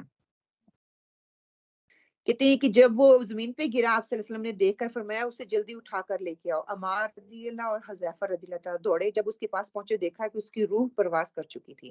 انہوں نے آپ صلی اللہ علیہ وسلم سے عرض کیا کہ یہ آدمی تو اللہ کو پیارا ہو چکا ہے۔ آپ صلی اللہ علیہ وسلم نے فرمایا وہاں سے ذرا ذرا ہٹ جاؤ، پیچھے ہو جاؤ۔ حضرت عمار اور حذیفہ نے فرمایا کیا تم جانتے ہو کہ میں نے تمہیں کیوں کہا تھا کہ وہاں سے ہٹ جاؤ؟ پھر خود ہی فرمایا میں نے دیکھا کہ 2 فرشتے جنت کے پھل اس شخص کے منہ میں ڈال رہے ہیں، جس سے میں سمجھ گیا کہ اس شخص کی موت جو ہے بھوک کی حالت کی کمزوری کی وجہ سے آئی۔ اونٹ سے گرتا تو آگے پیچھے ہو سکتا تھا، اس کی اتنا کمزور ہو گیا تھا کہ وہ اپنے آپ کو آگے پیچھے نہیں کر سکتا، اس کی روح پرواز ہوگی۔ اسی روایت میں آتا ہے کہ جب اس شخص نے پوچھا کہ تم کہاں سے آئے ہو تو اس نے کہا کہ میں راستے میں مجھے کھانے کے لیے کوئی چیز نہیں ملی۔ یہ دوسری روایت ہے جس میں یہ الفاظ بھی آتے ہیں، اس میں نہیں ہے کہ لہٰذا میں درختوں کے پتے اور گھاس پھوس پر گزارا کرتا رہا ہوں، کہ آپ صلی اللہ علیہ وسلم کا پہنچنے کے لیے اس کو اتنا ٹائم لگ گیا کہ راستے میں اس کے لیے کھانے پینے کے لیے کچھ نہیں تھا، تو پتے اور گھاس پھوس کھا کے گزارا کرتا تھا۔ اوبویسلی اس کے اندر کمزوری آ گئی ہوگی۔ اس واقعے کے بعد آپ صلی اللہ علیہ وسلم نے صحابہ سے خطاب کرتے ہوئے فرمایا کہ یہ شخص ان لوگوں میں سے ہے جنہوں نے اپنے ایمان کو ظلم کے ساتھ نہیں ملایا۔ یہ شخص ایمان لایا، اللہ تعالیٰ کی وحدانیت کا اقرار کیا، پھر اس نے اپنا ایمان کو شرک کی نجاست سے پاک رکھا حتیٰ کہ اس کی موت واقع ہوگی۔ آپ صلی اللہ علیہ وسلم نے اس موقع پر یہ آیت پڑھی جو ابھی ہم نے پڑھی ہے، اور اس کے بعد آپ صلی اللہ علیہ وسلم نے فرمایا یہ تمہارا بھائی ہے، اس کو اٹھا لو۔ پھر اس کو غسل دیا، خوشبو لگائی، کفن پہنایا اور اس کی قبر کھودنے لگے۔ تو آپ صلی اللہ علیہ وسلم وہاں پر تشریف لے گئے اور فرمائے جو لحد والی قبر اس کو دو، یعنی کہ بغلی قبر تیار کرو، فإن اللحد لنا، کیونکہ لحد ہمارے لیے ہے، وشق لغیرنا، اور دوسرے لوگوں کے لیے دڑار یعنی کہ بغیر لحد والی قبر ہے، تاہم ہمارے لیے کھلی یعنی کہ صندوق نما قبر، جیسے یہاں پہ ہم وہ باکس والی سیدھی قبر جو ہوتی ہے نا، اس میں وہ ہمارے لیے جائز ہے لیکن سنت نہیں ہے۔ تو اب یہ نہ کہیں کہ حرام ہے یا گناہ ہے، نہیں، یہ نہیں کہ جائز ہے، ہم وہ کر سکتے ہیں، لیکن سنت کے طریقے سے کیا ہے، لاحد والی جو ہوتی ہے نا قبر، وہ ہونی چاہیے۔ اور ساتھ میں آپ صلی اللہ علیہ وسلم نے اس کو لاحد والی قبر میں جو ہے اس کو دفنایا، اس کو کر دیا۔ اور دیکھیں سبحان اللہ کہ ایک شخص، ہم نے جب حدیث کی پڑھی تھی تو اس میں نے کوٹ کیا تھا کہ ایک شخص کافر تھا، اسلام لایا، ساتھ ہی جہاد کا حکم ہو گیا، وہ گیا سبحان اللہ، وہ اس کا خاتمہ جو ہے ایمان پہ ہوا، تو کیا سیدھا جنت میں گیا، آپ نے اس کی خوشخبری سنائی، اور اسی طرح اس کی سنا دی۔ اتنے خوش قسمت لوگ تھے نا کہ خاتمہ کتنا اچھا ہو رہا ہے ان لوگوں کا۔ اللہ تعالیٰ سے دعا کریں کہ اللہ سبحانہ و تعالیٰ جو ہے ہمیں بھی اس طرح کے عمل کرنے کی توفیق عطا فرمائے، دنیا میں رہتے ہوئے اچھے عمل کریں تو ہمارا خاتمہ بالخیر ہو۔ کہ نجات دنیا میں اچھے کام کرنے سے بے شک ہے، لیکن منحصر ہمارا ایمان بالخیر پہ ہے کہ کس پہ ہوتا ہے۔ یہ نہ کہیں ہو کہ ساری زندگی ہم اچھا کام کرتے رہیں اور جب ہماری موت بالکل قریب ہو، نعوذ باللہ استغفر اللہ، ہم کوئی ایسا عمل کر دیں جو کہ ہمیں ہماری خیر کا جو خاتمہ ہے اس سے ہمیں دور لے جائے۔ اور اللہ سبحانہ وتعالیٰ ہمیں خالص نیت کے ساتھ نیک اور صالح عمل کرنے کی توفیق عطا فرمائے۔ اللہ سبحانہ وتعالیٰ ہمیں قرآن کے ساتھ جڑنے کی توفیق عطا فرمائے۔ آیت نمبر 82 کی تفسیر کی نکات سے ہم نے سیکھا کیا ہے کہ شرک سب سے بڑا ظلم ہے۔ امن و سلامتی کے حقدار ایمان والے ہی ہوتے ہیں۔ ایمان لانے کے بعد ظلم یہ ہے کہ بندہ اللہ کے ساتھ شریک ٹھہرائے، اور جو لوگ امن کے خواہاں ہیں انہیں اس کائنات کے نظام کے ساتھ چلنا ہوگا۔ کائنات کے نظام کو بگاڑنا گویا اپنے اوپر اور دوسروں پر ظلم کرنا ہے۔ جو اللہ کے مقرر کردہ حدود کو قائم رکھیں گے وہی ہدایت پائیں گے۔ ہم نے سیکھا کیا ہے کہ خود کو اپنے پیاروں کو باطل عقیدوں سے بچانا ہے۔ جو اللہ کے مقرر کردہ حدود کو قائم رکھیں گے وہی ہدایت پائیں گے۔ ہدایت پانے کے لیے حق کے ساتھ اس کا حق کا ساتھ دینا ہے اور ظلم سے بچنا ہے۔ وقول قولی ھذا واستغفر اللہ لی ولکم، آمین، اللہم آمین۔ السلام علیکم ورحمۃ اللہ۔